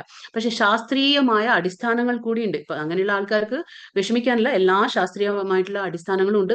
ചൈതന്യ മഹാപ്രഭു പറയുന്നുണ്ട്, കലിയുഗത്തിൽ 500 വർഷങ്ങൾക്ക് മുമ്പാണ് ഭഗവാൻ അവതരിച്ചത്. ഭഗവാൻ എന്താണ്, കലിയുഗത്തിന് ഏതാണ്ട് 500-600 വർഷങ്ങൾക്ക് മുമ്പാണ് ഭഗവാൻ അവതരിച്ചത്. ഹരിനാമ സങ്കീർത്തനം പ്രചരിപ്പിക്കാനായിട്ടാണ് ഭഗവാന്റെ അവതാരം ഉണ്ടായത്. അപ്പൊ സ്ക്രിപ്ചറൽ റെഫറൻസസ് നമ്മൾ പറഞ്ഞില്ലേ, ശാസ്ത്രീയമായ ഒരു അടിസ്ഥാനങ്ങൾ വേണം അല്ലെ. നമുക്ക് ചോദിക്കുമ്പോൾ ആരെങ്കിലും ചോദിക്കുമ്പോൾ ഇത് എവിടെയാണ് പറഞ്ഞിട്ടുള്ളത്, അപ്പൊ അതന്നെയാണ് പറയുന്നത്. നാരായണ സംഹിത. കലിയുഗത്തിന്റെ കാലഘട്ടത്തിൽ ആളുകൾ ദൈവത്തിന്റെ പരമോന്നത വ്യക്തിത്വത്തിന്റെ വിശുദ്ധ നാമങ്ങൾ ചൊല്ലണം. അപ്പൊ ഇതാണ് പറയുന്നത് നാരായണ സംഹിത. ഇതിൽ പറയുന്നുണ്ട് കലിയുഗത്തിൽ എന്താണ് ചെയ്യേണ്ടത്, നമ്മള് ഭഗവാന്റെ നാമങ്ങൾ ചൊല്ലണം, അതല്ലാതെ നമുക്ക് വഴിയില്ല. ഇനി വീണ്ടും കലി സന്തരണ ഉപനിഷത്ത്, അവിടെയും പറയുന്നുണ്ട് എല്ലാ വേദ സാഹിത്യങ്ങളിലൂടെയും തിരഞ്ഞതിനു ശേഷം ഹരേ കൃഷ്ണ മന്ത്രോച്ചാരണത്തെക്കാൾ ഈ കാലഘട്ടത്തിൽ മതത്തിന്റെ ഗംഭീരമായ ഒരു രീതി കണ്ടെത്താൻ കഴിയില്ല. അപ്പൊ ഇതാണ് ഏറ്റവും എന്താ പറയുക അഭികാമ്യം. ഏതാണ്? ഹരേ കൃഷ്ണ മന്ത്രം. അഭികാമ്യം എന്നല്ല, ഇത് തന്നെയാണ് യുഗധർമ്മം. പിന്നെന്താ പറയാ, ശ്രീമദ് ഭാഗവതത്തിലെ 12ാമത്തെ സ്കന്ധത്തിലെ 3ാമത്തെ അധ്യായത്തിലെ 51ാം ശ്ലോകം അത് തന്നെ പറയുന്നു. എന്റെ പ്രിയ രാജാവേ, കലിയുഗത്തിൽ തെറ്റുകൾ നിറഞ്ഞിട്ടുണ്ടെങ്കിലും ഈ പ്രായത്തെ കുറിച്ച് ഒരു നല്ല ഗുണം ഇപ്പോഴും ഉണ്ട്. എന്താണത്? ഹരേ കൃഷ്ണ മഹാമന്ത്രം ചൊല്ലുന്നതിലൂടെ ഒരാൾക്ക് ഭൗതിക അടിമത്തത്തിൽ നിന്ന് മുക്തരാവുകയും പിന്നെ അതീന്ദ്രിയ രാജ്യത്തിലേക്ക് ഉയർത്തപ്പെടുകയും ചെയ്യും. ഇതും വീണ്ടും ശ്രീമദ് ഭാഗവതത്തിലെ റെഫറൻസ് ആണ്. അപ്പൊ ഇങ്ങനെയുള്ള എന്താ പറയാ റെഫറൻസ് തരാണിത്. പിന്നെ യജ്ഞാനാം ജപ യജ്ഞോസ്മി, ഇത് ഭഗവത്ഗീത. നമുക്ക് ഇനി അധ്യായം വന്നിട്ടില്ല. 10ാമത്തെ അധ്യായത്തിൽ 25ാം ശ്ലോകത്തിൽ ഭഗവാൻ പറയുന്നുണ്ട്, യജ്ഞങ്ങളിൽ വെച്ച് ഞാൻ തിരുനാമ ജപമാണ്. ആരാ പറയുന്നത്? ഭഗവാൻ സ്വയം പറയുന്ന കാര്യങ്ങളാണ്. പിന്നെ ഭഗവാൻ എന്താ പറയാ, ഇത് ശിക്ഷാഷ്ടകം എന്ന് പറയും. ഭഗവാൻ ചൈതന്യ പ്രഭുവായിട്ട് അവതരിച്ചപ്പോൾ ഭഗവാൻ ശിക്ഷാഷ്ടകം എന്ന 8 വരി ഇത് 8 സ്റ്റാൻസ ഉള്ള ഒരു അഷ്ടകം രചിച്ചു ഭഗവാൻ. ആ അഷ്ടകത്തിലെ 2ാമത്തേതാണ്. ഇതെന്താ പറയുന്നത് ഭഗവാൻ ഇതില്? നാം അകാരി ബഹുധാ നിജ സർവശക്തി തത്രാർപ്പിത നിയമിത സ്മരണേന കാലഹ ഏതാദശി തവ കൃപാ ഭഗവൻ മമാപി ദുർദൈവമിദൃശമിഹ ജനിനാനുരാഗ. ഇതിലെന്താ പറയുന്നത്? എന്റെ ഭഗവാനെ, ദൈവത്തിന്റെ പരമോന്നത വ്യക്തിത്വമേ, അങ്ങയുടെ വിശുദ്ധ നാമത്തിൽ ജീവനുള്ള സത്തയ്ക്ക് എല്ലാ ഭാഗ്യവും ഉണ്ട്.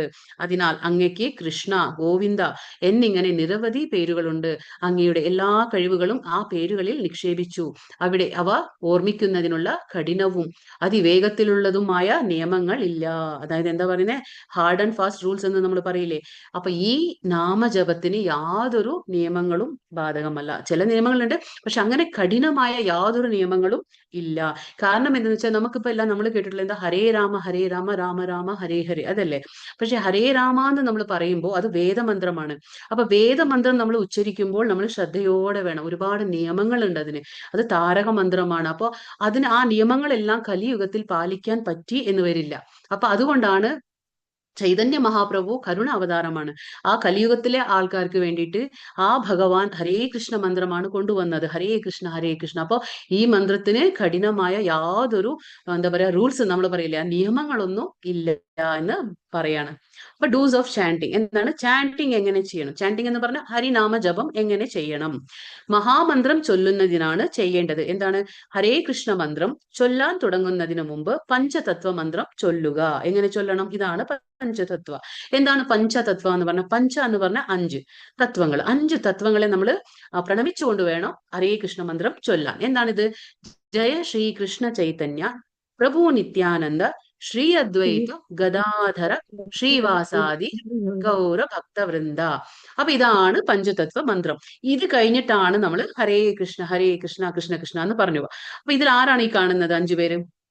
സെൻട്രലിൽ നിൽക്കുന്നത് ആരാണ്? ഭഗവാൻ ശ്രീകൃഷ്ണനാണ്. സ്വയം ഭഗവാൻ ശ്രീകൃഷ്ണൻ ചൈതന്യ രൂപത്തിൽ വന്നിട്ടുള്ളത്. ഭഗവാന്റെ ഇടതുവശത്ത് ആരൊക്കെയാണ്? ഇടതുവശത്ത് നിൽക്കുന്നത് ഗദാധര പണ്ഡിറ്റ്. അതായത് നമ്മൾ പറഞ്ഞില്ലേ ശ്രീകൃഷ്ണ ചൈതന്യ പ്രഭു നിത്യാനന്ദ. റൈറ്റ് സൈഡിൽ നോക്കാം നമുക്കിപ്പോ ആദ്യം. അപ്പൊ റൈറ്റ് സൈഡിൽ നീല കളറിൽ വസ്ത്രം ഇട്ടത് അതപ്പോ നിത്യാനന്ദ ആരാണ്? ബലരാമൻ. ഭഗവാന്റെ ആരാണ്? ബ്രദർ ആയിട്ട് ഉള്ള ബലരാമനാണ്. നിത്യാനന്ദ ശ്രീ അദ്വൈത. അദ്വൈത എന്ന് പറഞ്ഞാൽ ഈ വെളുത്ത വസ്ത്രം അതാരാണ്? അത് ഭഗവാന്റെയും പിന്നെ ശിവന്റെയും ഒരു മിശ്രരൂപ. ഇതാണ് വിഷ്ണുവിന്റെയും ശിവന്റെയും ഒരു അവതാരമാണ്, സമ്മിശ്രമായ ഒരു അവതാരം. അതാരാണ്? അദ്വൈത. പിന്നെ ഇടതുവശത്ത് ഭഗവാന്റെ ഗദാധര. ഗദാധര എന്ന് പറഞ്ഞാൽ ശ്രീ രാധാറാണിയാണ്. ഭഗവാന്റെ അന്തരംഗ ശക്തിയായ രാധാറാണിയാണ് ഗദാധര. പിന്നെ ശ്രീവാസ. ശ്രീവാസ എന്ന് പറഞ്ഞാൽ നാരദ മുനിയാണ്. അപ്പോ ഈ 5 പേരാണ്. ആരാണ്? ഭഗവാൻ ശ്രീകൃഷ്ണനും ബലരാമനും പിന്നെ രാധാറാണിയും പിന്നെ നാരദനും പിന്നെ എന്താണ് ഇവിടെ വിഷ്ണുവും ശിവനുമുള്ള ഒരു അവതാരം അദ്വൈത. അങ്ങനെ ഈ 5 പേരെ പ്രണമിച്ചുകൊണ്ടാണ് നമ്മൾ ഹരേ കൃഷ്ണ മന്ത്രം തുടങ്ങുന്നത്. അപ്പൊ മഹാമന്ത്രം ചൊല്ലുന്നതിനായി ചെയ്യേണ്ടത് എന്താണ്? ഇപ്പൊ ഹരേ കൃഷ്ണ മന്ത്രം എന്താണ്? ഹരേ കൃഷ്ണ കൃഷ്ണ കൃഷ്ണ ഹരേ ഹരേ, ഹരേ രാമ രാമ രാമ ഹരേ ഹരേ. അപ്പൊ ഹരേ എന്ന് പറഞ്ഞ എന്താണ്? ഭഗവാന്റെ 3 ശക്തികളുണ്ട്. അതായത് അന്തരംഗ ശക്തിയുണ്ട്, ബഹിരംഗ ശക്തിയുണ്ട്, തടസ്ഥ ശക്തിയുണ്ട്. അപ്പൊ അന്തരംഗ ശക്തി ആരാണ്? രാധാറാണി. ബഹിരംഗ ശക്തി എന്ന് പറഞ്ഞാൽ ദുർഗാദേവി. അതായത് ഈ ഭൗതിക പ്രപഞ്ചത്തിന്റെ സൂപ്പർവൈസർ എന്ന് നമ്മൾ പറയും, അതാണ് ഈ ബഹിരംഗ ശക്തി. പിന്നെ തടസ്ഥ ശക്തി എന്ന് പറഞ്ഞാൽ നമ്മൾ ഈ കാണുന്ന നമ്മളെല്ലാവരും, അതായത് ജീവാത്മാക്കൾ, നമ്മൾ തടസ്ഥ ശക്തിയാണ്. അപ്പൊ ഭഗവാന്റെ അന്തരംഗ ശക്തിയായ രാധാറാണിയെ നമ്മൾ വിളിക്കുകയാണ്. ഹരേ ഹരേ എന്ന് പറഞ്ഞ് വിളിക്കുന്നത് രാധാറാണി വിളിക്കുക. രാമ എന്ന് പറഞ്ഞ എന്താണ്? ആനന്ദം. പിന്നെ കൃഷ്ണ എന്ന് പറഞ്ഞ സർവ്വ ആകർഷകനാണ്. എല്ലാവരെയും ആകർഷിക്കാനുള്ള കഴിവുള്ള ഒരു വ്യക്തി ആരാണ്? അത് ആ ഭഗവാനാണ്, ശ്രീകൃഷ്ണ ഭഗവാൻ. അപ്പൊ ഹരേ എന്ന് പറയുമ്പോൾ രാധാറാണിയെ വിളിക്കുകയാണ്. അതായത് ഒരു കുഞ്ഞ് അമ്മയെ വിളിക്കും പോലെ, അമ്മയെ വിളിക്കുന്നത് എങ്ങനെയാണ്? അത്രയും കരഞ്ഞ അമ്മയെ വിളിക്കില്ല, അതുപോലെ നമ്മൾ ഭഗവാനെ വിളിക്കണം. രാധാറാണിയെ വിളിക്കുകയാണ്. അതായത് നമ്മളെ ആ സേവയിൽ ഏർപ്പെടുത്താൻ, ഭഗവാന്റെ ഒരു സേവനത്തിൽ നമ്മളെ ഏർപ്പെടുത്താൻ വേണ്ടി നമ്മൾ പ്രാർത്ഥിക്കുകയാണ്. ഹരേ കൃഷ്ണ കൃഷ്ണ കൃഷ്ണ ഹരേ ഹരേ, ഹരേ രാമ രാമ രാമ ഹരേ ഹരേ എന്ന് നമ്മൾ പ്രാർത്ഥിക്കുകയാണ്. ഇപ്പൊ നമുക്ക് എങ്ങനെ എന്തെങ്കിലും ഒരു കാര്യം അച്ഛന്റെ അടുത്ത് നമ്മൾ നടത്തണമെങ്കിൽ നമ്മൾ ആരുടെ അടുത്ത് ആദ്യം പോവാ? നമ്മൾ അമ്മയുടെ അടുത്ത് പോകും അല്ലെ? അപ്പൊ ഡയറക്റ്റ് അച്ഛനെ അപ്രോച്ച് ചെയ്യില്ല, നമ്മൾ അമ്മയുടെ അടുത്ത് പോയിട്ട് നമ്മൾ പറയും ആ കാര്യങ്ങൾ. അപ്പൊ അമ്മ നല്ല രീതിയിൽ അച്ഛനെ മനസ്സിലാക്കി കൊടുക്കും അല്ലെ, പറഞ്ഞു മനസ്സിലാക്കി കൊടുക്കും. അതേപോലെ നമ്മൾ രാധാറാണി ത്രൂ അങ്ങനെ ഭഗവാനെ പിടിക്കുകയാണ്. അപ്പൊ ഹരേ കൃഷ്ണ മന്ത്രത്തിലൂടെ നമ്മൾ പ്രാർത്ഥിക്കുകയാണ്, ഭഗവാന്റെ സേവനത്തിൽ നമ്മളെ ഏർപ്പെടുത്തണേ എന്ന് നമ്മൾ പ്രാർത്ഥിക്കുകയാണ് ചെയ്യുന്നത്. പക്ഷെ അതെന്താ ചെയ്യണേ? മന്ത്രം ശ്രവിക്കുക, മന്ത്രം കേൾക്കാൻ ഉച്ചത്തില്. അതായത് നമ്മൾ മന്ത്രം ചൊല്ലുമ്പോൾ നമ്മൾ തന്നെ കേൾക്കണം, ഒരുപാട് ഒച്ചയിലല്ല. പക്ഷെ നമ്മൾ ചൊല്ലുന്നത് നമുക്ക് ഹരേ കൃഷ്ണ എന്ന് പറയുമ്പോൾ നമ്മുടെ ചെവി കൊണ്ട് നമ്മളത് കേൾക്കണം. അതായത് അപ്പൊ രണ്ടും നടക്കാണ്, ശ്രവണം നടക്കാണ്, കീർത്തനം നടക്കാണ്. കീർത്തനം എന്ന് പറഞ്ഞാൽ നമ്മൾ പറയുന്നുണ്ട്, ശ്രവണം എന്ന് പറഞ്ഞാൽ നമ്മൾ ചെവി കൊണ്ട് കേൾക്കുന്നുണ്ട്. അപ്പൊ അത് രണ്ടും നടക്കാണ് അവിടെ. അപ്പൊ ആ രീതിയിൽ നമ്മൾ പറയണം. പിന്നെ ഓരോ പേരും വ്യക്തമായി ഹരേ കൃഷ്ണ രാമ എന്ന് ഉച്ചരിക്കണം. അതായത് നമ്മൾ പകുതി ഹരേ രാം രാം രാം അങ്ങനെ അതല്ല, മുഴുമിക്കണം. അപ്പൊ ഹരേ കൃഷ്ണ, എത്ര വട്ടം കൃഷ്ണ വരുന്നുണ്ട്, എത്ര വട്ടം രാമ വരുന്നുണ്ട്, അത് അതുപോലെ തന്നെ നമ്മൾ ഉച്ചരിക്കണം. ഹരേ കൃഷ്ണ കൃഷ്ണ കൃഷ്ണ ഹരേ ഹരേ, ഹരേ രാമ രാമ രാമ ഹരേ ഹരേ. ആ രീതിയിൽ തന്നെ അത് പോണം. പിന്നെ എങ്ങനെയാണ് മന്ത്രം ചൊല്ലുന്നതിനായി ചെയ്യേണ്ടത്? നമ്മൾ ആദരവോടെ ഭക്തിയോടെ മന്ത്രിക്കുക. അല്ലാതെ ആരോ പറഞ്ഞു ഞാനും ചെയ്തേക്കാം, എന്തെങ്കിലും കിട്ടുകയാണെങ്കിൽ കിട്ടുക, അങ്ങനെയല്ല. ആദരവ്, റെസ്പെക്ട് വേണം. കാരണം കലിയുഗത്തിലെ ഭഗവാന്റെ നാമം വേറെയല്ല, ഭഗവാൻ വേറെയല്ല. കലിയുഗത്തിൽ എന്താ ഒരു ശ്ലോകമുണ്ട്, അതായത് നാമചിന്താമണി കൃഷ്ണ ചൈതന്യ രസ വിഗ്രഹ പൂർണ്ണശുദ്ധോ നിത്യമുക്തോ അഭിന്നത്വം നാമനാമിനോ. അങ്ങനെ പറഞ്ഞാൽ എന്താണ്? ഭഗവാൻ വേറെയല്ല, ഭഗവാന്റെ നാമം വേറെയല്ല. കലിയുഗത്തിൽ നമ്മളിപ്പോ ഹരേ കൃഷ്ണ എന്ന് വിളിക്കുമ്പോൾ, ആ ഭഗവാന്റെ നാമം ഉച്ചരിക്കുമ്പോൾ ഭഗവാൻ സ്വയം വന്ന് നമ്മുടെ നാവിന്മേല് നൃത്തമാടുകയാണ് ഭഗവാൻ. അപ്പൊ അതുകൊണ്ട് ഭഗവാൻ വേറെയല്ല, നാമം വേറെയല്ല. അതുകൊണ്ട് നമ്മൾ ആദരവോടെ ചെയ്യണം, ഭക്തിയോടെ മന്ത്രിക്കുക. അതായത് ഡിസ്റെസ്പെക്ട് ആയിട്ട് നമ്മൾ ചെയ്യാൻ പാടില്ല. പിന്നെന്താണ്? നിങ്ങൾക്ക് ഏത് സ്ഥലത്തും ജപം ചെയ്യാം, ഇരിക്കുകയോ നടക്കുകയോ ഏത് ദിശയിലും അഭിമുഖീകരിച്ചുകൊണ്ട് നിങ്ങൾക്ക് ജപം ചെയ്യാൻ കഴിയും. അതായത് നമുക്കിപ്പോ നമ്മൾ പറഞ്ഞില്ലേ നിയമങ്ങളൊന്നും ഇല്ലാന്ന്, ഹാർഡ് ആൻഡ് ഫാസ്റ്റ് റൂൾസ് ഇല്ല ഇതില്. അതായത് ഇപ്പൊ പക്ഷേ ഇരുന്ന് ഒരു സ്ഥലത്തിരുന്ന് നമ്മൾ ചെയ്യണതാണെങ്കിൽ അത് അഭികാമ്യം. ഇനിയിപ്പോ അത് പറ്റില്ല, നമുക്ക് ഒരുപാട് പണിയുണ്ട് അങ്ങനെ എന്ന് പറയുമ്പോൾ നമ്മൾ നടന്നുകൊണ്ട് നമുക്ക് ജപം ചെയ്യാം, ഇരുന്നിട്ടോ നടന്നിട്ടോ ഏത് ദിശയിലും ഇരിക്കുക. അപ്പൊ ഇന്ന ദിശയിൽ ഇരുന്നിട്ടേ മന്ത്രം ചൊല്ലാൻ പാടുള്ളൂ, അങ്ങനെയൊന്നുമില്ല. അപ്പൊ അത് നമുക്ക് ഏത് ദിശയിലും, എന്താ പറയാ, കിഴക്കോട്ടോ പടിഞ്ഞാട്ടോ വടക്കോട്ടോ എങ്ങനെ ഇരുന്നിട്ട് നമുക്ക് മന്ത്രം ജപിക്കുക എന്നുള്ളതാണ് ഇമ്പോർട്ടന്റ്. പിന്നെ നിങ്ങൾക്ക് എപ്പോൾ വേണമെങ്കിലും മഹാമന്ത്രം ചൊല്ലാം. എന്നിരുന്നാലും അതിരാവിലെ ബ്രഹ്മമുഹൂർത്ത മന്ത്രം ചൊല്ലുന്നത് ശുപാർശ ചെയ്യുന്നു. അപ്പൊ മന്ത്രം ചൊല്ലാൻ കാലത്തോ വൈകിട്ടോ ഉച്ചയ്ക്കോ എങ്ങനെയാവാം. പക്ഷെ ഏറ്റവും നല്ലതെന്ന് പറയുമ്പോൾ ബ്രഹ്മമുഹൂർത്തം. എന്താണ് ബ്രഹ്മമുഹൂർത്തം എന്ന് പറഞ്ഞാല്? അതായത് നമ്മളിപ്പോ സൂര്യോദയം 6 മണിയാണെങ്കിൽ അപ്പോ അതില് എന്താ പറയാ 1.5 മണിക്കൂർ മുന്നേ, സൂര്യോദയം 6 മണിയാണെങ്കിൽ 1.5 മണിക്കൂർ മുന്നേ വരുന്ന ആ സമയം എന്താണ്? ബ്രഹ്മമുഹൂർത്തമാണ്. അപ്പൊ 4:30 തൊട്ട് 6 മണി എന്നുണ്ടെങ്കിൽ അപ്പൊ അത് ബ്രഹ്മമുഹൂർത്ത സമയമാണ്. അപ്പൊ അവിടെ ചെയ്യുമ്പോൾ എന്താണെന്ന് വെച്ചാൽ മനസ്സിനെ കേന്ദ്രീകരിക്കാൻ വളരെയധികം പറ്റും. ആ നമ്മൾ ഉച്ചരിക്കുന്ന ആ മന്ത്രത്തെ നമുക്ക് തന്നെ കേട്ടുകൊണ്ട് ചെയ്യാൻ സൗകര്യമാണ്. അപ്പൊ ശാന്തമായിട്ടുള്ള അന്തരീക്ഷമായിരിക്കും കാലത്ത് അല്ലെ. അപ്പൊ ഒച്ചയും ബഹളം ഒന്നും ഉണ്ടാവില്ല. നമുക്ക് സ്വസ്ഥം ശാന്തമായിട്ട് നമുക്ക് ആ മന്ത്രം നമ്മൾ എന്താണോ പറയുന്നത് നമുക്ക് തന്നെ കേട്ടുകൊണ്ട് ശ്രവിച്ചുകൊണ്ട് നമുക്ക് മന്ത്രം ചൊല്ലാം. അപ്പൊ നമുക്ക് ഭഗവാനായിട്ട് ഒരു കണക്ഷൻ വരാൻ ഏറ്റവും അഭികാമ്യം ബ്രഹ്മമുഹൂർത്തം. ഇനിയിപ്പോ അത് സാധിച്ചില്ല എങ്കിലും കുഴപ്പമൊന്നുമില്ല, ഏത് സമയത്തും നമുക്ക് ചൊല്ലാം. കാരണം മന്ത്രം ചെയ്യണം, ഹരിനാമം ചൊല്ലണം, അതാണ് ഇമ്പോർട്ടന്റ്. കാരണം കലിയുഗത്തിൽ വേറെ ഒരു ധർമ്മം ഇല്ല. കുളിക്കുന്നതിന് മുമ്പോ ശേഷമോ നിങ്ങൾക്ക് ജപം ചെയ്യാം. ഇനിയിപ്പോ അങ്ങനെയില്ല, അപ്പൊ ഞാൻ കുളിച്ചാലേ ജപം ചെയ്യൂ, അങ്ങനെയില്ല. മുഖമൊക്കെ കഴുകി വന്നിരുന്ന് കാലത്ത് കുളിക്കാൻ സാധിച്ചില്ലെങ്കിലും നമുക്ക് ജപം നിർത്തരുത്, ജപം ചെയ്യണം. കാരണം ജപം ചെയ്യുക എന്നുള്ളതാണ് ഇമ്പോർട്ടന്റ്. പക്ഷെ കുളിച്ച് ചെയ്താലും വിരോധമില്ല, കുളിക്കാൻ പറ്റിയില്ലെങ്കിലും നമുക്കിനി ജപം ചെയ്യാം. എണ്ണം വെച്ച് മഹാമന്ത്രം ചൊല്ലുന്നത് ശുപാർശ ചെയ്യുന്നു. 108 മുത്തുകളുള്ള ഒരു മാലയിലാണ് മഹാമന്ത്രം ചൊല്ലുന്നത് നല്ലത്. അതായത് ഒരു മാലയിൽ 108 മുത്തുകൾ ഉണ്ടാവും. 108 മുത്തുകൾ.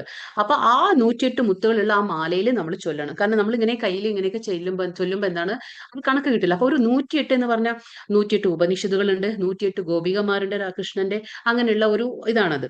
അപ്പൊ ആ 108 മുത്തുകളുള്ള ഒരു ജപമാലയിൽ നമ്മൾ ജപം ചെയ്യുമ്പോൾ അത് കൂടുതൽ ഫലപ്രദമാണ്. അപ്പൊ ഫലപ്രദം എന്ന് വെച്ചാൽ നമുക്ക് ആ ഭഗവാനായിട്ട് കണക്ഷൻ വരുത്താൻ വളരെ ഈസിയാണ്, എളുപ്പമാണ്. അപ്പൊ എണ്ണം വെച്ച് മഹാമന്ത്രം ചൊല്ലുന്നത് ശുപാർശ ചെയ്യുന്നു. ഹരേ കൃഷ്ണ മഹാമന്ത്രം ദിവസേന 108 തവണയെങ്കിലും ജപിക്കേണ്ടതാണ്. അതായത് 108 മുത്തുള്ള ഒരു മാല, ആ 108 മുത്തുള്ള ഒരു മാലയിൽ നമ്മൾ ജപിക്കുമ്പോൾ എന്തായി?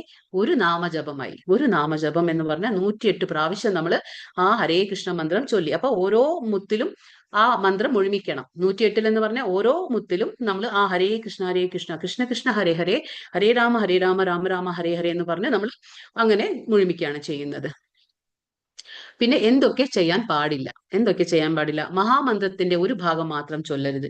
അതായത് നമ്മൾ ധൃതിയിൽ വെച്ച് പകുതിയാക്കിയിട്ട് ചൊല്ലാൻ പാടില്ല, മുഴുമിക്കണം.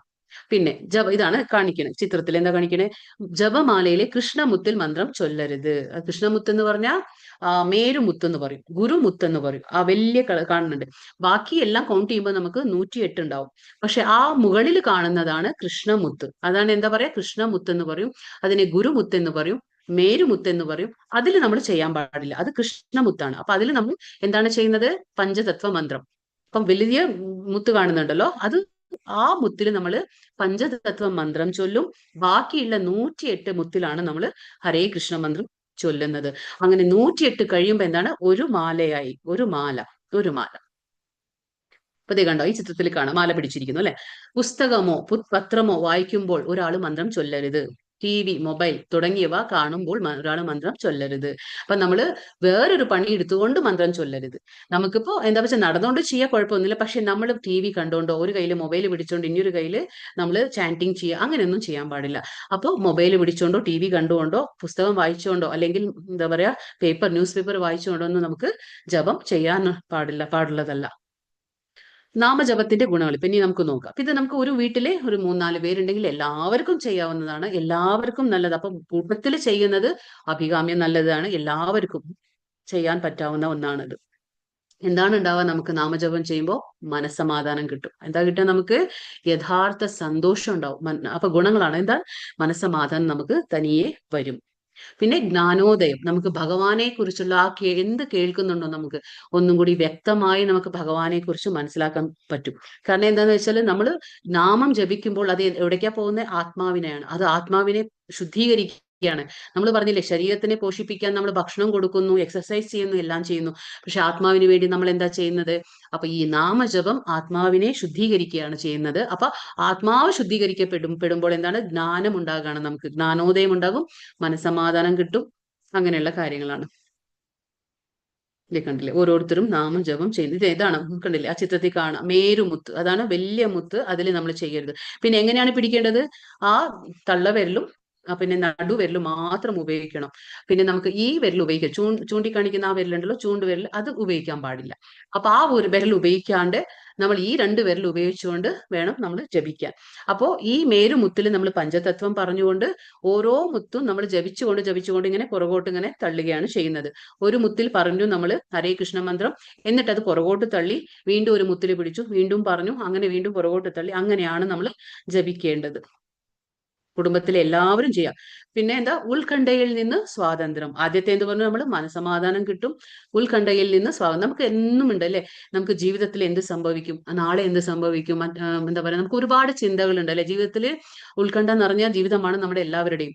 പക്ഷേ നമ്മൾ ഈ ഹരിനാമം ജപിച്ചുകൊണ്ടിരിക്കുമ്പോൾ തനിയെ നമ്മുടെ ഉത്കണ്ഠകൾ നമ്മുടെ ജീവിതത്തിൽ നിന്ന് ഒഴിഞ്ഞു മാറും. അപ്പൊ നമുക്ക് ആ മനസമാധാനം തനിയെ കിട്ടും. പക്ഷെ ആ ഒരു ഗൗരവത്തോടെ, വിശ്വാസത്തോടെ, ഭക്തിയോടെ നമ്മൾ ചെയ്യണം എന്ന് മാത്രം. പക്ഷെ നിരന്തരമായിരിക്കണം. ഇന്ന് ഞാൻ നാമം ചെയ്തു, പിന്നെ ഞാൻ അടുത്ത ആഴ്ച ചെയ്യാം, അല്ലെങ്കിൽ അടുത്ത മാസം ചെയ്യാം, അങ്ങനെയല്ല. നിരന്തരം, ഒന്നെങ്കിൽ ഒന്ന്, അതിലും താഴെ ഇറങ്ങരുത്, കൂട്ടാ എന്നല്ലാതെ കണ്ട് നമ്മൾ കുറയ്ക്കരുത്. അപ്പൊ ഒന്ന് സ്ഥിരമായി നിരന്തരം ചെയ്താലും മതി. പക്ഷെ അത് ചെയ്തുകൊണ്ട് നിരന്തരം പോണെന്ന് മാത്രം.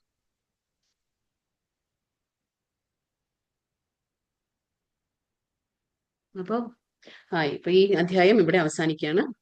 ഹരേ കൃഷ്ണ കൃഷ്ണ കൃഷ്ണ ഹരേ ഹരേ, ഹരേ രാമ രാമ രാമ ഹരേ ഹരേ, ഹരേ ഹരേ. വഞ്ചകൽപതരുഭ്യശ്ച കൃപാ സിന്ധുഭ്യേവ ച പതിതാനാം പാവനേഭ്യോ വൈഷ്ണവേഭ്യോ നമോ നമഃ. അനന്തകോടി വൈഷ്ണവവൃന്ദ കി ജയ്, ശ്രീല പ്രഭുപാദ് കി ജയ്, ശ്രീല ഗുരുദേവ് കി ജയ്. അപ്പൊ നമുക്ക് ഇന്നത്തെ ക്വസ്റ്റ്യൻസ് ഒക്കെ നോക്കാം അല്ലെ. മാതാജി 5 ശ്ലോകം 6:41 ഒന്ന് പറഞ്ഞുതരും. 6:40. ഒരു മിനിറ്റ്. 6:41 അല്ലെ. അതെ.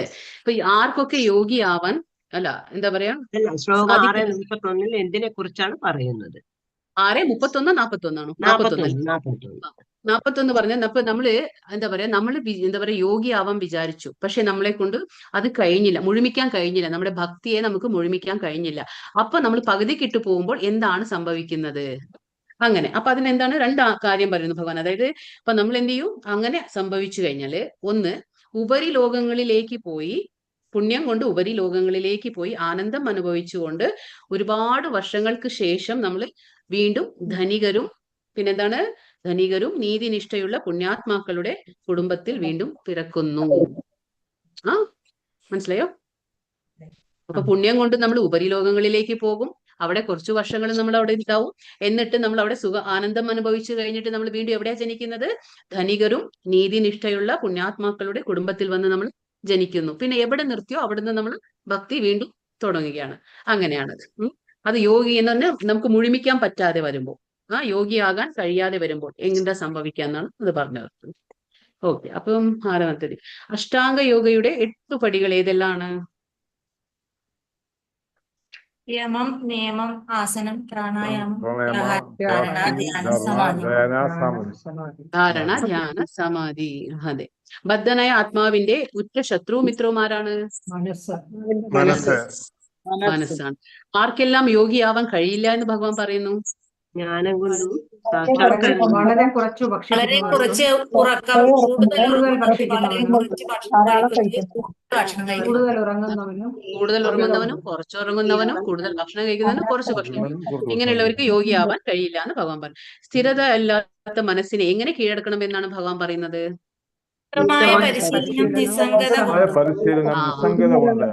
നിസ്സംഗത എന്ന് പറഞ്ഞാൽ എന്താണ്? വിരക്തി, ഡിറ്റാച്ച്മെന്റ് എന്ന് നമ്മൾ പറയും. ഓക്കെ. അപ്പോ ശ്ലോകം 6:41 എന്തിനെ കുറിച്ചാണ് ഭഗവാൻ പറയുന്നത്?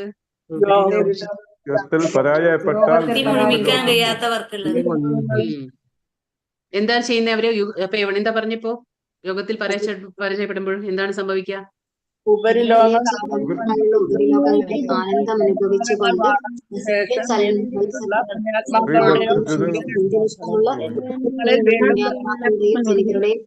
വീണ്ടും അപ്പൊ നമുക്ക് യോഗത്തിൽ പരാജയപ്പെടുമ്പോൾ പേടിക്കാനില്ല. അപ്പൊ നമ്മൾ പുണ്യം കൊണ്ട് ഉപരിലോകങ്ങളിലേക്ക് പോകും. അവിടെ ഒരുപാട് സംവത്സരങ്ങൾക്ക് കഴിഞ്ഞിട്ട് നമ്മൾ വീണ്ടും ധനികരുടെയോ നീതിനിഷ്ഠയുള്ള പുണ്യാത്മാക്കളുടെ കുടുംബത്തിൽ വന്ന് പിറക്കുന്നു. ഇതാണ് പറഞ്ഞു ഭഗവാൻ. പിന്നെ വീണ്ടും എവിടെ നിർത്തിയോ അവിടെ നിന്ന് നമ്മൾ വീണ്ടും സ്റ്റാർട്ട് ചെയ്യാണ്. അപ്പൊ യോഗികളിൽ വെച്ച് ഉത്തമനായ യോഗി ആരാണെന്നാണ് ഭഗവാൻ പറയുന്നത്? അഭിപ്രായം എന്താണ് ഭഗവാന്റെ? എന്താ പൂർണ്ണ പറയുന്നത്? വിശ്വാസത്തോടെ തന്നെ ധ്യാനിച്ചുകൊണ്ട് പ്രേമപൂർവ്വം ഭഗവാന്റെ ദിവ്യ സേവനത്തിൽ ഏർപ്പെടുകയും ചെയ്യുന്നു. പ്രേമപൂർവം ഭഗവാന്റെ ദിവ്യ സേവനത്തിൽ ഏർപ്പെടുന്നവനാണ് ഉത്തമ യോഗി എന്ന് ഭഗവാൻ പറയുന്നു. ഓക്കെ. പഞ്ചതത്വ മഹാമന്ത്രം എന്താണ്? ഏതാണത്? ജയ ശ്രീകൃഷ്ണ ഹരേ ചൈതന്യ പ്രഭു ജയ ശ്രീ ചൈതന്യ പ്രഭു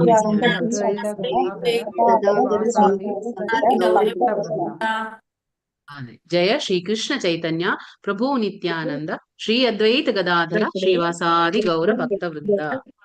ഇതാണ് പഞ്ചതത്വ മഹാമന്ത്രം. മഹാമന്ത്രം എങ്ങനെയാണ് ചൊല്ലേണ്ടത്? ഹരേ കൃഷ്ണ ഹരേ കൃഷ്ണ കൃഷ്ണ ഓരോ പേരും വ്യക്തമായി ഹരേ കൃഷ്ണ രാമ അതെ, ഭക്തിയോടെ മന്ത്രിക്കണം. ഉച്ചത്തില് കേട്ടുകൊണ്ട് അല്ലെ നമ്മൾ എങ്ങനെ ജപിക്കണം? ഉച്ചത്തില് കേട്ടുകൊണ്ടിരിക്കണം. അത് ഏത് സമയത്ത് വേണമെങ്കിലും ഏത് നമുക്ക് സ്ഥലത്തും ജപം ഇരിക്കണം. നമ്മൾ കേൾക്കണം. നമ്മൾ പറയുന്നത് നമ്മൾ കേൾക്കണം. അങ്ങനെ എപ്പോൾ വേണമെങ്കിലും മഹാമന്ത്രം ചൊല്ലാം. ചൊല്ലാം. ബ്രഹ്മമുഹൂർത്തം ഉത്തമം. അതെ, കുളിക്കുന്നതിന് മഹാമന്ത്രം മുമ്പോ ശേഷമോ ചെയ്യാം. അതെ, ജപം ചെയ്യാം. ഓക്കെ. മഹാമന്ത്രം ചൊല്ലുമ്പോൾ എന്തൊക്കെയാണ് ചെയ്യാൻ പാടില്ലാത്തത്? എന്താണ് ചെയ്യാൻ പാടില്ലാത്തത്? നമ്മള് ഒരു മന്ത്രം മാത്രം മാത്രം ചൊല്ലരുത്. ജപമാലയിലെ മന്ത്രം ചൊല്ലരുത്. പുസ്തകമോ പത്രം TV മൊബൈൽ ഉപയോഗിക്കുമ്പോൾ മന്ത്രം ചൊല്ലരുത്.